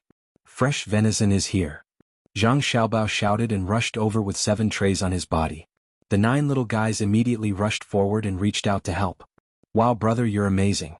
Are you going to perform acrobatics? It would be even better if you could hold 1 in your mouth. It's not difficult at all. People can put a very long pole and people can move back and forth on it. You can hold it in your mouth, really. Xiao Bei said to his brother as he tiptoed and took the tray down from his brother's head. Many acrobatics can be vomited out after eating. Do you want me to vomit a few mouthfuls for you? Zhang Xiaobao said discontentedly. No, if you don't say it, I'll eat it even if you vomit it out. When you say it, I always think of those drunk people vomiting. It's so uncomfortable. Look, how's my brother's knife skills? I'm asking you, Su Yilong. What are you looking at? Xiao Bei kissed his brother, ran to the table with the tray, and asked Su Yilong, who was staring at the meat roll. Su Yilong was looking at the lamb roll. He had never seen such a thing. He used to eat hot pot at between the clouds and the water. He didn't know what hot pot was before that. He used to eat all slices. How did it become a roll today? Say something, venison. Don't you recognize it? Xiao Bei looked at Su Yilong's confused look and said aloud. Why is it a roll? Su Yilong murmured. Because it's cooked faster when it's put in the soup. My family used to eat it like this. Oh, it's not like this to outsiders. It's not a big deal. If you want to eat it, wait until we go back. If you eat in the restaurant opened by my family, you can ask for a roll. Xiao Bei made a gesture of boiling the venison and began to distribute the food. The children in Duo tribe were very honest. Each of them had a small hot pot in front of them, but they were a little far from the hot pot. When they wanted to eat, they had to stand up from the chair and walk to the front. Otherwise, they couldn't boil the food. During the process of eating, they had to go back because the small table with the plates was next to the chair. They were not the only ones. Xiao Bei and the others were the same. However, the 9 little fellows were already used to it. They would go there when they were cooking and come back when they were eating. They would just make a few more trips. Su Yilong frowned and said, That's not what I meant. What I wanted to say was, why would the frozen meat be rolled up after being cut? It's just like the shaved ice you sold in the beginning. In fact, it's all rolled up and then broken. Why are you asking such a question? Go back and study physics yourself. How would I know? It's not like I've learned enough. I'm just starting to eat. I don't care about all that. It's such a mess. The more I think about it, the more vexed I get. There's no end to learning. After Xiao Bei finished speaking to Su Yilong, she said to the children of Duo tribe. She picked up the chopsticks with one hand and a small spoon with a fine net in the other. She picked up the meat with the chopsticks, placed it on the small spoon, and dipped it into the small hot pot in front of her. In fact, she didn't need to use the small spoon. Just the chopsticks were enough. However, the children in the tribe were used to using their hands. They were very bad at using chopsticks. She had to demonstrate. Even so, the children in the tribe were very busy when they were eating. The translator was also busy, but he couldn't eat yet. It wasn't that he couldn't eat. He wanted to eat, and Zhang Xiaobao and Wang Wan would definitely support him. However, he knew that if he ate, he would be isolated when he went back. The hot pot in front of him was not for him, but for the little ancestors. Rules were rules. The children in the tribe were all very honest. They felt that there was a distance between the small pot and the place where they ate, so they proposed to move the small table forward. After hearing the translator's words, Xiao Bei was very helpless. She stopped and said, "No, it's burning charcoal. There's charcoal poison, which is carbon monoxide." Brother and sister said that this thing will come into contact with the red blood cells and then squeeze out the oxygen molecules. Then we will be poisoned. We are children and can't bear it. If it was in the open, it would be fine. However, we are in a tent now. You have to bear with it. Look at us, aren't we the same? Aya, you don't understand, right? Anyway, it's fine as long as you know that you can be poisoned. Xiao Bei actually didn't know what carbon monoxide was. She had never seen it before, but she believed that this thing was the same as what her brother and sister said. Her brother and sister wouldn't lie to her. If they said that it was impossible, it was definitely impossible. Furthermore, it was definitely related to her body, not a matter of money. Xiao Bei still had some impression of throwing the big pearls on the marble floor when she was young. She couldn't understand why she did that back then. Now the big pearls were still at home. It was probably good luck that they threw them for fun. She wouldn't throw them again. That was money. Her brother and sister were really too much. They let her and the others throw such big pearls to play with. She hoped that her younger brothers and sisters wouldn't break them now. Luckily, there was a house and they could play inside. However, they shouldn't break the glass. Pee and the like were unavoidable. That was Agarwood. When she thought of the things she used in the past being ruined by her younger brothers and sisters, Xiao Bei didn't know what to do. She pursed her lips and ate a mouthful of venison. What's wrong with our family's most lively Xiao Bei? Zhang Xiaobao didn't pay attention to Simo Duomo, who was eating hot pot with them. He just smiled at Duo and then focused on his younger brothers and sisters. I'm thinking about the problem of the house, Xiao Bei said very honestly. Wang Wan was stunned for a moment and tried hard to think of a house. Zhang Xiaobao immediately said, when I first made a house for you, my thoughts were very simple. It was to let my younger brothers and sisters have their own space. The price didn't matter. How much money could be exchanged for the happy smiles of my younger brothers and sisters? Yes, that was the best house in Tang. Even your emperor uncle was jealous. Today it was the only one in the world with a Mercury dynamic balance foundation and a back connection structure. It was the only one in the world with a chain design. It was the only one in the world with a self-floating water supply structure. It was the only one in the world with a constant temperature heating and air changing system. Back then, our Grandpa Bai and the others kept an eye on your house all day because they knew that your sister and I would always put the most advanced things in your house. The most important thing was the wood agarwood. In fact, it wasn't valuable. What was valuable was its concept. Now, do you want to know what the house that Jiziangrui is using now looks like? Do you want to know how safe it is for them to play in it? Yes. The 9 little guys shouted in unison. They could also go in now, but the height was a little low. However, this house was very big and was also relatively high. If the adults didn't straighten up when they went in, they wouldn't hit their heads. What house? Simo Domo suddenly interrupted. He felt that he was left out. It has nothing to do with you. Anyway, don't expect the children in your tribe to live there. That house is ours. The function of the house, if I say it out loud, you will be scared to death. The function is the place to use it. Anyway, you don't understand. Brother, hurry up and tell us, what has become of the house now? Xiao Bei explained to Simo Domo, then shook his head. He felt that he shouldn't say it. The other party wouldn't understand. Zhang Xiaobao answered under the anticipation of his younger brothers and sisters. There are more things in the house now. One is the oxygen supply and the other is the battery heating. What? Yes, why? Xiao Bei asked very cooperatively. Then she stared at her brother with her big eyes. What she meant was that she had cooperated with him once. Next time she wouldn't cooperate with him at a critical moment. What? Zhang Xiaobao kissed his sister hard. This kind of silent communication was the most intimate. Others only thought that his sister was asking questions, But he knew that his sister wasn't asking questions. She was angry. It was a big favor for her to compromise for him. "Brother, if you don't say it, I will tell my mother, grandfather and grandmother when we go home. I will say that you are deliberately keeping them in suspense. Let's see who they will side with." Xiao Bei threatened again.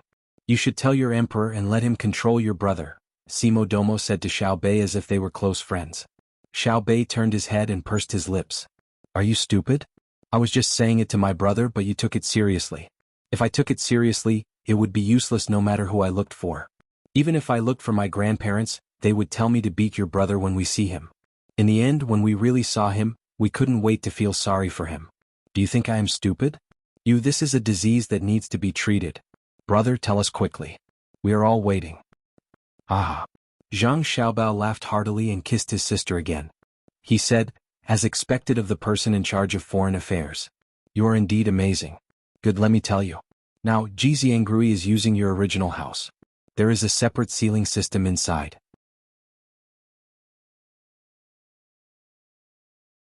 That is, when the overall pressure from the outside is too strong, the house will be completely sealed immediately. Air can only go out but not in. Even the Tang Empire's Ministry of Works doesn't have such a thing. They use an automatic response system that your sister specially designed. There are oxygen cylinders inside. When there is an external force, they will open in a chain. The principle is very simple. It is a passive lever structure and gears. Now your sister and I are researching the light sensor system. That is, when the outside is dark, the house will immediately light up. There are batteries and light bulbs. This technology will scare people to death if it is taken out now. Unfortunately, it will not be able to be automatically controlled by computers in the next few decades. This is the regret of your sister and I. The house is also equipped with a small battery power propulsion system. It can move on its own on water. Its speed is not as fast as the current Tang Empire's most advanced small diesel engine, but it can ensure that a human-powered boat can't catch up. Also, the most important thing is the ability to fly after the hydrogen cylinders are turned on. We have added a distributed balloon connection system above the house. In an emergency, the house can fly up in 15 minutes. Zhang Xiaobao explained. Seymour, Domo and Duo didn't understand. But Su Yilong's eyes were shining. She finally knew what her grandfather's generation had lost. They didn't keep an eye on the house that Zhang Xiaobao and Wang family were using for their children. They had kept an eye on it. Why did they give it up now? Didn't her grandfather say before that if they wanted to see the technology level of Zhang Xiaobao and Wang family, it was enough to see their children's house? Why did they forget? Was it because Xiao Bei and the others didn't use that house? But they still had younger brothers and sisters. Good luck had come out. Miscalculation, a big miscalculation. Xiao Bei didn't expect that the house that he used to live in had been improved so much. He looked at his brother and then looked at his sister who was smiling. He patted his head and said, "Today people always think that the people from the Ministry of Works are the most skilled. In fact, it's my brother and sister who have mastered the most advanced technology. I don't even ask whether the house will fall down because it's flying too high. I guess it's just like in the water. When I reach a certain depth, I have to readjust my posture and then exert my strength to go down. As long as the thickness of the balloon is enough, the house can be suspended at a certain height. Brother Xiaohai, now you know the difference, right? My brother and sister must have calculated it. When you were calculating the quadratic equations, my brother and sister calculated the relationship between the lift force, air density, and the self-gravity of the object, right?" "Yes, I'm still far from it," Xiaohai said. He knew what Xiao Bei was talking about. It was the theory that his brother and sister said when they made the airship. It sounded very simple, but it was very difficult to put it into practice. He didn't expect that his brother and sister not only applied it to the airship, but also to the house filled with passive gas that was not completely sealed. How much data was needed to support that? Don't think too much. When you learn this in the future, your sister and I will teach you. When we can't teach you anymore, it means that the technology of the Tang Empire has reached a certain height. Remember, never be proud and complacent because the knowledge that you are proud of is actually the common sense of many people. When you think that you can stand at the peak of the world because of this bit of knowledge, those who regard this as common sense will think that you are so insignificant in the starry sky. When Zhang Xiaobao talked to his younger brothers and sisters with a smile, he picked up some bean sprouts with his chopsticks and put them into the mushroom soup. Normally, one shouldn't put bean sprouts into the mushroom soup when eating. However, when cooking meat, bean sprouts must be added, because it could remove the smell of meat with its own earthy smell. It was very magical. Xiaobei and the others began to ladle the soup into the small pot in front of them. They didn't forget to teach the children in the tribe. Most importantly, each of them was given 2 ounces of yellow wine, which was being boiled in the big pot. They could drink it when it was warm. When used as a medicine, yellow wine was neither harmful nor harmful. That was to say, for many medicines that required people to abstain from alcohol, it was fine to drink less yellow wine, because it could exist in the form of non-alcohol. Was a seasoning. If it was like the formula of the Yunnan Baiyao brought by Zhang Xiaobao and Wang Wan, it was fine to drink yellow wine because it could promote the efficacy of the medicine as wine. When it came to eating seafood with wine, Western cuisine used red wine, but it wasn't very good because there would always be allergies. Chinese cuisine used white wine, but it wasn't very good because there would still be cases of stomach upset, even if you ate a lot of garlic. The most authentic was yellow wine, drunk shrimp and drunk crab. If you said that you were drunk with red wine and white wine, it was not to ridicule you, but it was indeed more disgusting than drinking dry red wine mixed with Sprite. This was no longer a matter of taste, this was a matter of the intelligence of the entire family. Starting from your grandfather, there probably wasn't anyone with a high IQ. In this regard, Zhang Xiaobao didn't have to say anything, and Wang Wan handled it very well. She let her younger brothers and sisters drink some yellow wine, which was good for their health. Of course, if you drank too much, the aftereffects would be very strong. Simo Domo listened to them speak and watched them eat and drink.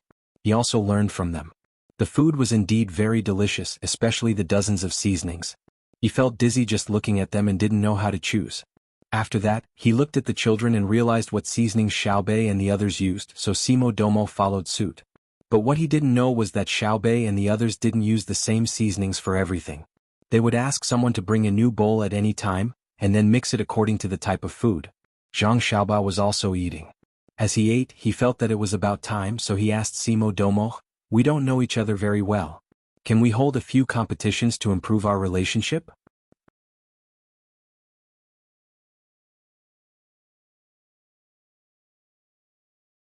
Chapter 1336.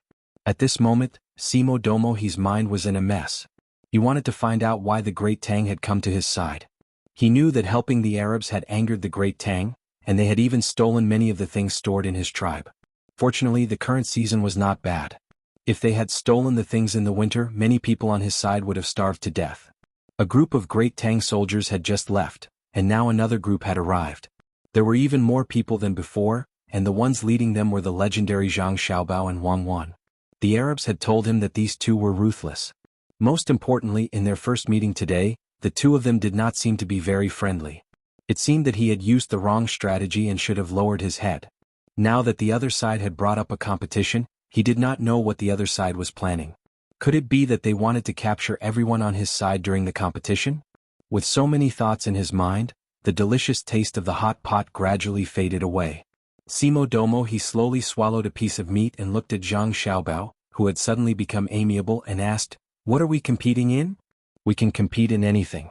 Hunting, fishing, chopping wood, fighting, whatever you say, we'll compete according to what you say. But the rules have to be the same so that we can get to know each other better. Who knows, maybe we'll become a family." Zhang Xiaobao put down his chopsticks and smiled at Simo Domo he. He took a small bowl in front of him and scooped out some soup from the hot pot. "Drink the soup. It's fresh." The taste of the hot pot soup depends on how it tastes when drunk directly. If it's not fresh, then it's not a good hot pot. Good, good. Simo Domo also took a small bowl and imitated Zhang Xiaobao's actions. He scooped out a bowl of soup and blew on it. He raised his head and gulped down half a bowl of soup. He praised, "It's delicious." Zhang Xiaobao, Xiaobei and the others were speechless. "Is this how you drink soup? That's sour plum soup and mung bean soup, okay? To relieve the heat. Eat meat, eat meat. We found good meat today. Xiaobei, don't eat too much." Once again, Zhang Xiaobao invited Simo Domo to join his chopsticks. He didn't forget to shout at his younger brothers and sisters. Otherwise, if they ate too much, they wouldn't be able to sleep at night. They rubbed their stomachs and strolled around to digest the food. Xiaobei was explaining to the children of the Duo tribe how to best match the ingredients in the hot pot. He was very serious. When he heard his brother's words, he responded with a big smile and promised, "Don't worry. I won't eat so much meat today, nor will I eat rice. I'll just eat mushrooms and green vegetables. Also, I'll chew them up to help my stomach digest. Just now, I drank a bowl of soup to fill my stomach. When the soup is gone, I won't be full anymore. Zhang Xiaobao nodded. This was a good idea. He would drink the soup first, and when he felt full, he would stop and wait for the soup to be digested. He would feel better. Xiaobei turned around, picked up a plate of mushrooms, and placed it in front of the children of the tribe. Eat mushrooms. Eating mushrooms is good for the body. Don't just eat rice. I found that you guys can eat too much. Your appetite is comparable to people with big appetites. Immediately, an interpreter helped to explain to the children. The child in front of Xiaobei quickly ate a few mouthfuls of rice. Only then did he put more than 10 mushrooms into the small hot pot. He smiled at Xiaobei embarrassedly and continued to eat. The children in the tribe liked to eat two things, venison and rice. They even knew how to soak in the soup. Duo blushed shyly and explained to Zhang Xiaobao, "It's because your rice is too fragrant. We don't have the same kind of rice in our area. We eat wheat and the meat doesn't taste good. Usually we exchange the meat with the tribe. We can only eat one meal every few days. Sometimes, according to your calendar, we can't even see meat in a month. Yes, there is no oil in the stomach and there is little salt, so the children eat more. You don't have to worry in the future. The children eat for 10 days to half a month. Look, they won't feel hungry after eating 3 meals like now." Zhang Xiaobao understood. In the past, the children of the villagers were like the children of the tribes. One reason was that they exercised a lot and needed to grow up. Another reason was that they didn't eat much oily food. The more they ate, the poorer they became. The poorer they were, the more they could eat. Their productivity couldn't keep up, so it was useless to say anything else. When Duo and Zhang Xiaobao talked, Simo Duomo was unwilling. He admitted that he couldn't compare to the Tang people, and that he had used the wrong strategy. But he was the leader of the entire tribe. Unless he returned to the country, his status would be lowered. If he was afraid of the Tang people, how could he be on equal footing with the leaders of a small part of his tribe? So he glared at Duo and said, Duo, why didn't your people stay at the place I arranged? What are they doing here?" He was speaking in his native language. Zhang Xiaobao found it difficult to translate, but he still understood what he meant. He smiled and continued to eat the meat with his chopsticks. Duo was shocked and lowered his head. Then he realized, "That's not right. I won't be under your command in the future. What right do you have to criticize me? I don't have many people, 126 in total. But I'm following the Tang people now. I'm not afraid of you." Thinking of this, Duo suddenly felt very comfortable and happy. He drank a mouthful of soup and nodded in satisfaction. He pushed a plate of deer tendons in front of Simo Duomo and said with a smile, "Simo Duomo, leader Simo Duomo, try this. There's something called chili in it. It tastes very good. You're here as a guest, so don't be polite. Eat well and eat until you're full." The meaning of these words was obvious. Duo treated himself as the host and Simo Duomo as a guest, and not as Simo Duomo's subordinate. Simo Duomo was dumbfounded. How could he not see Duo's attitude? He clearly wanted to leave the tribe. Simo Duomo couldn't say the rest of his words, nor did he touch the plate of tendons. He lowered his head, suppressed his anger, and began to think. Simo Duomo had to admit that he had never directly looked at Duo's small tribe of more than 100 people. In a small tribe of more than 100 people, there were old people, women, and children. There were far too few people who could participate in the hunt. Moreover, Duo's tribe didn't know how to grow wheat, nor did they know how to use nets to catch fish. When they finally managed to catch a few fish, they had to exchange it for wheat and salt. They were used to being bullied, and then they were sent to that outpost. He had never imagined that they would one day betray him. This was truly too infuriating. Duo, if you're not willing to go back now, I won't care. You can follow the Tang people for a while. Once the Tang people are gone, the things you earn will still be yours. I won't take them, Simo Duomo said to Duo after thinking for a while. Duo wasn't stupid. How could he not understand the meaning of his leader's words? He was clearly threatening him. Duo didn't say anything, instead looking at Zhang Xiaobao. Zhang Xiaobao had just finished rinsing a piece of meat and was about to put it into his mouth.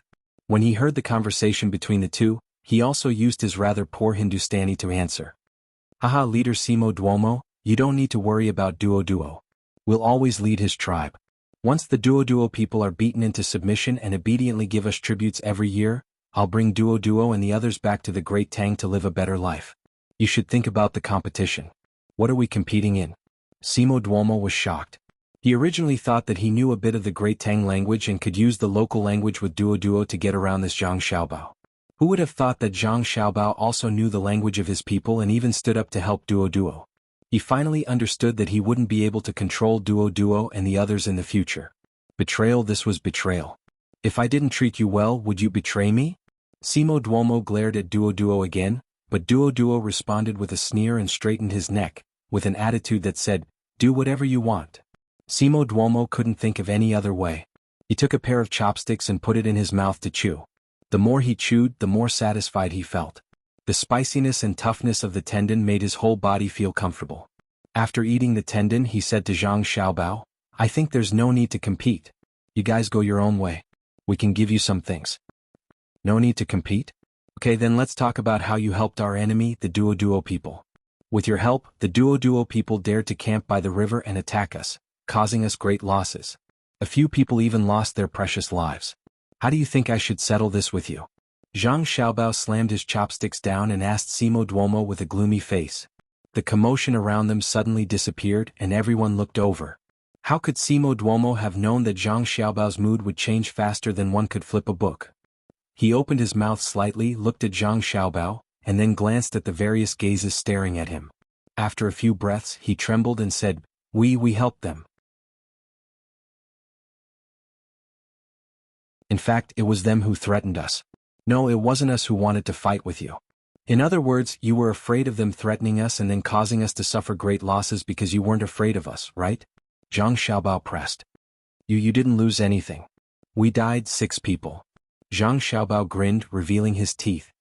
I know that the 6 people who died weren't killed by the Arabs. They died of their own accord. Simo Duomo refused to admit it. They could have died if they stayed in their own homes?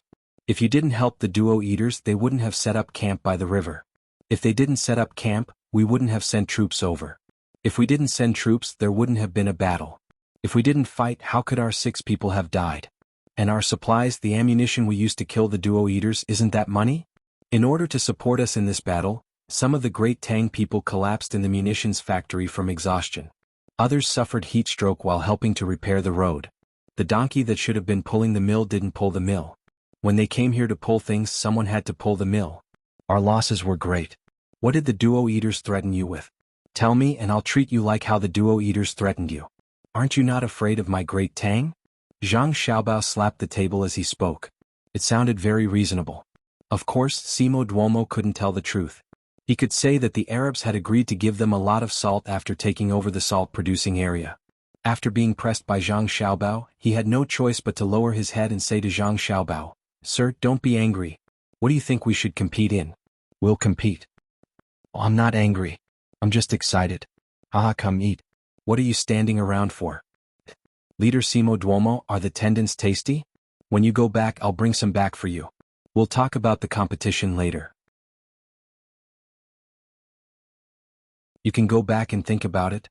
But what I want to say is that since it's a competition, there naturally needs to be a reward. Why don't we make a bet? What do you think? Okay. What else could Simo Duomo say? He only felt sullen. He had to endure Zhang Xiaobao's constant flip-flopping because he couldn't beat the Tang.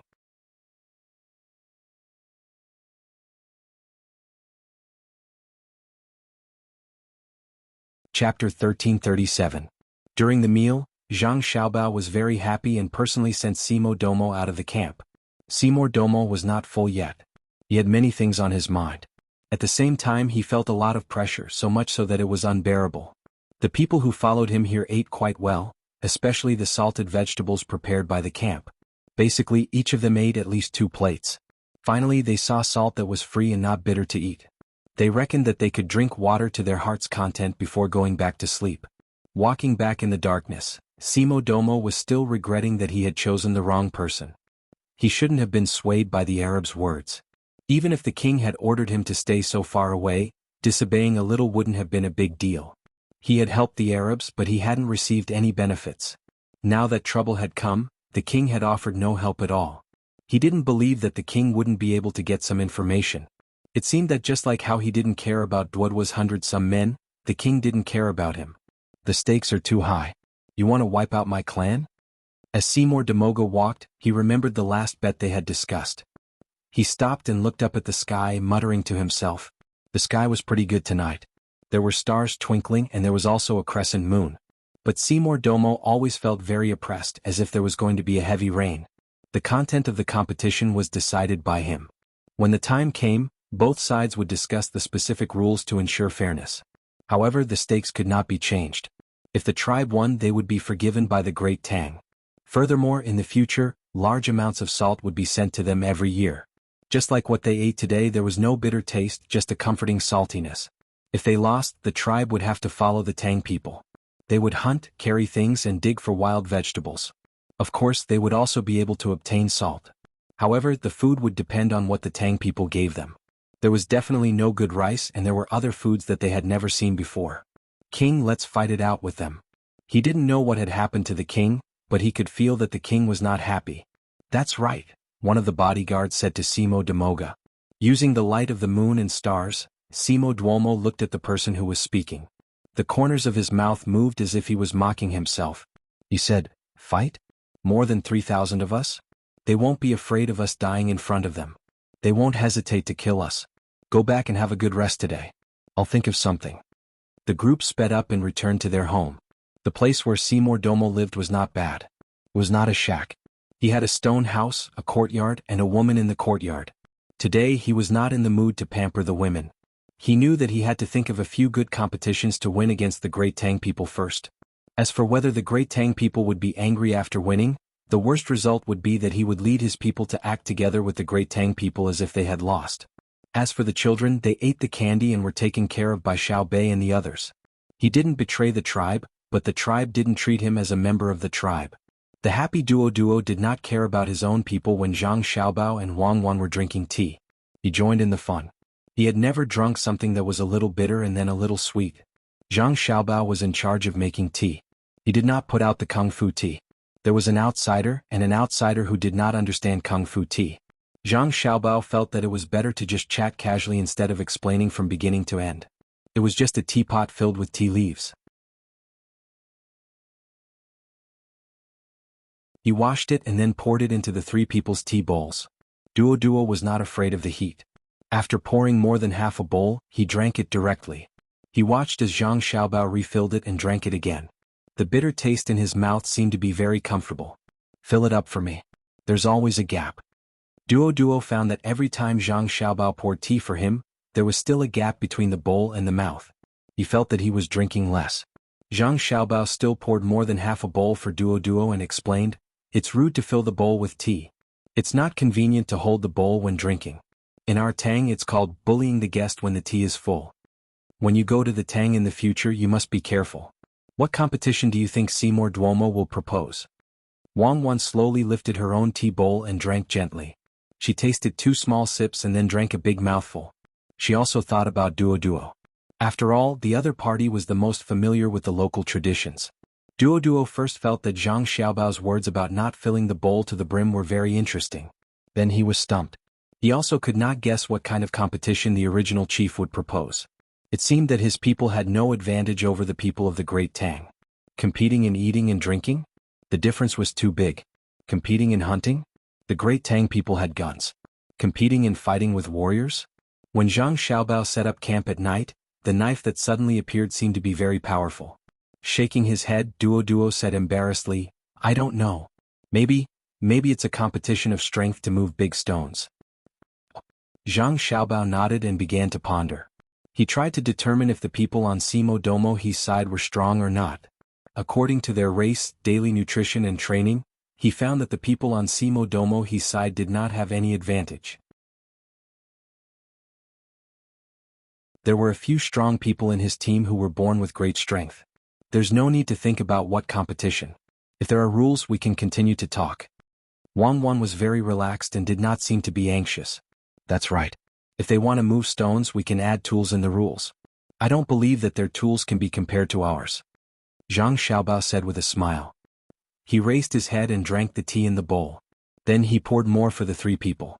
Duo drank and felt that this thing called tea was very magical. In the past he had only heard about it from others but had never tasted it. Even the people of Great Tang who saved him did not let him drink it. He watched as Zhang Xiaobao squeezed a small ball into the flask and poured the water non-stop. The water that flowed out had that smell, so he drank as much as he could. He wanted to see if the small ball would always have that smell. In addition to the food he had eaten before, he finally could not drink anymore. He could only slow down and ask, "Why does this tea always have that taste?" "Because this is good tea. It can be brewed more than 10 times. Now it has only been brewed 4 times. If it's your first time drinking, I advise you not to drink too much. Otherwise you will get drunk and can't sleep at night." Zhang Xiaobao finally understood why Duo kept staring at the teapot and drinking. He wanted to drink until the tea lost its taste to verify his guess. How persistent was he? A persistent man was very cute, even though he was a little darker, thinner, and shorter. Duo nodded repeatedly. So it was not that the tea could be brewed continuously. It was because the tea was good. As for why he could not sleep, he would know at night. Leader Simo Domo used to have tea before, but he never let me drink it. He treated it like a treasure. Is it not as good as your tea? Duo recalled something and drank another sip. He felt better. The leader did not let him drink before, but now he could drink it. Zhang Xiaobao continued to pour water for him. Yes, the tea that Simo Domo drank was fermented black tea. If it was the tea that he got 20 years ago, he could not bear to drink it. Now it is not bad. What we drank was green tea. Even if he kept the black tea for 20 years, it would not be as valuable as our tea now. Because no one would bring good black tea here, the good tea was sold in Great Tang. Anyway, you don't know how to drink it, so it would be a waste to give it to you. Duo sighed. He knew that Zhang Xiaobao was telling the truth, but it was really a blow. He wanted to know the value of the tea, so he asked, "How much salt can it be exchanged for?" Zhang Xiaobao was speechless. Wang smiled. Did they have to use salt to calculate the value of everything? The pot of tea that we drank is enough for 126 of you to eat for half a year, including the cost of transporting it. Zhang Xiaobao kindly gave a rough estimate.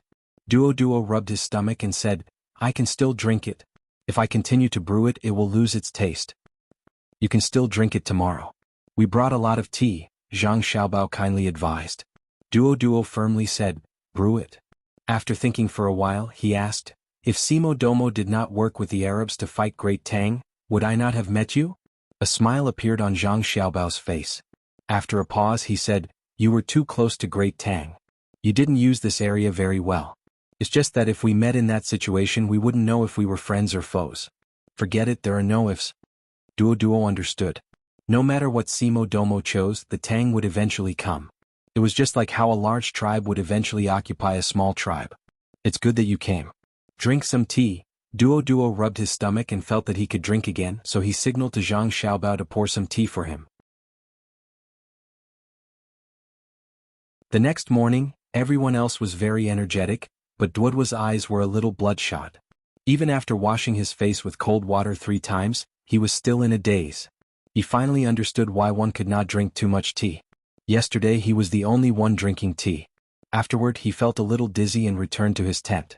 Before lying down his head hurt a little. He wanted to sleep, but when he lay down he found that he could not. He still had a headache. After some time his head no longer hurt, but he still could not sleep. Thinking and thinking, he finally fell asleep in a daze. But just as he closed his eyes, someone came to wake him up for breakfast. After washing his face 3 times and drinking a bowl of porridge, Duo felt a little better. He advised Zhang Xiaobao, who had finished breakfast first and was drinking tea with a small pot. "You can't drink too much tea. It will make you feel guilty and then you won't be able to sleep." "Thank you for reminding me. I changed to a small pot." Zhang Xiaobao thanked Duo very seriously. The one with redder eyes than Duo was Simo Domo, who did not drink tea yesterday and also did not rest well. When he woke up in the morning he did not eat. He simply washed up and brought 25 people to the Great Tang camp. He was led to see Zhang Xiaobao and Wang. Along the way he smelled the porridge. When he saw Zhang Xiaobao he also smelled the faint fragrance of tea. His stomach growled. "Leader Simo Domo, have you thought about what you want to compete?" Zhang Xiaobao asked very kindly. He even took a small tea bowl and poured tea for Simo Domo.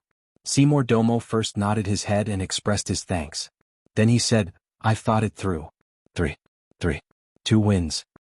You're tuning in to the Dreamy Chapters YouTube channel. We're so grateful for your support, and don't forget to subscribe to join us on this incredible journey through captivating stories.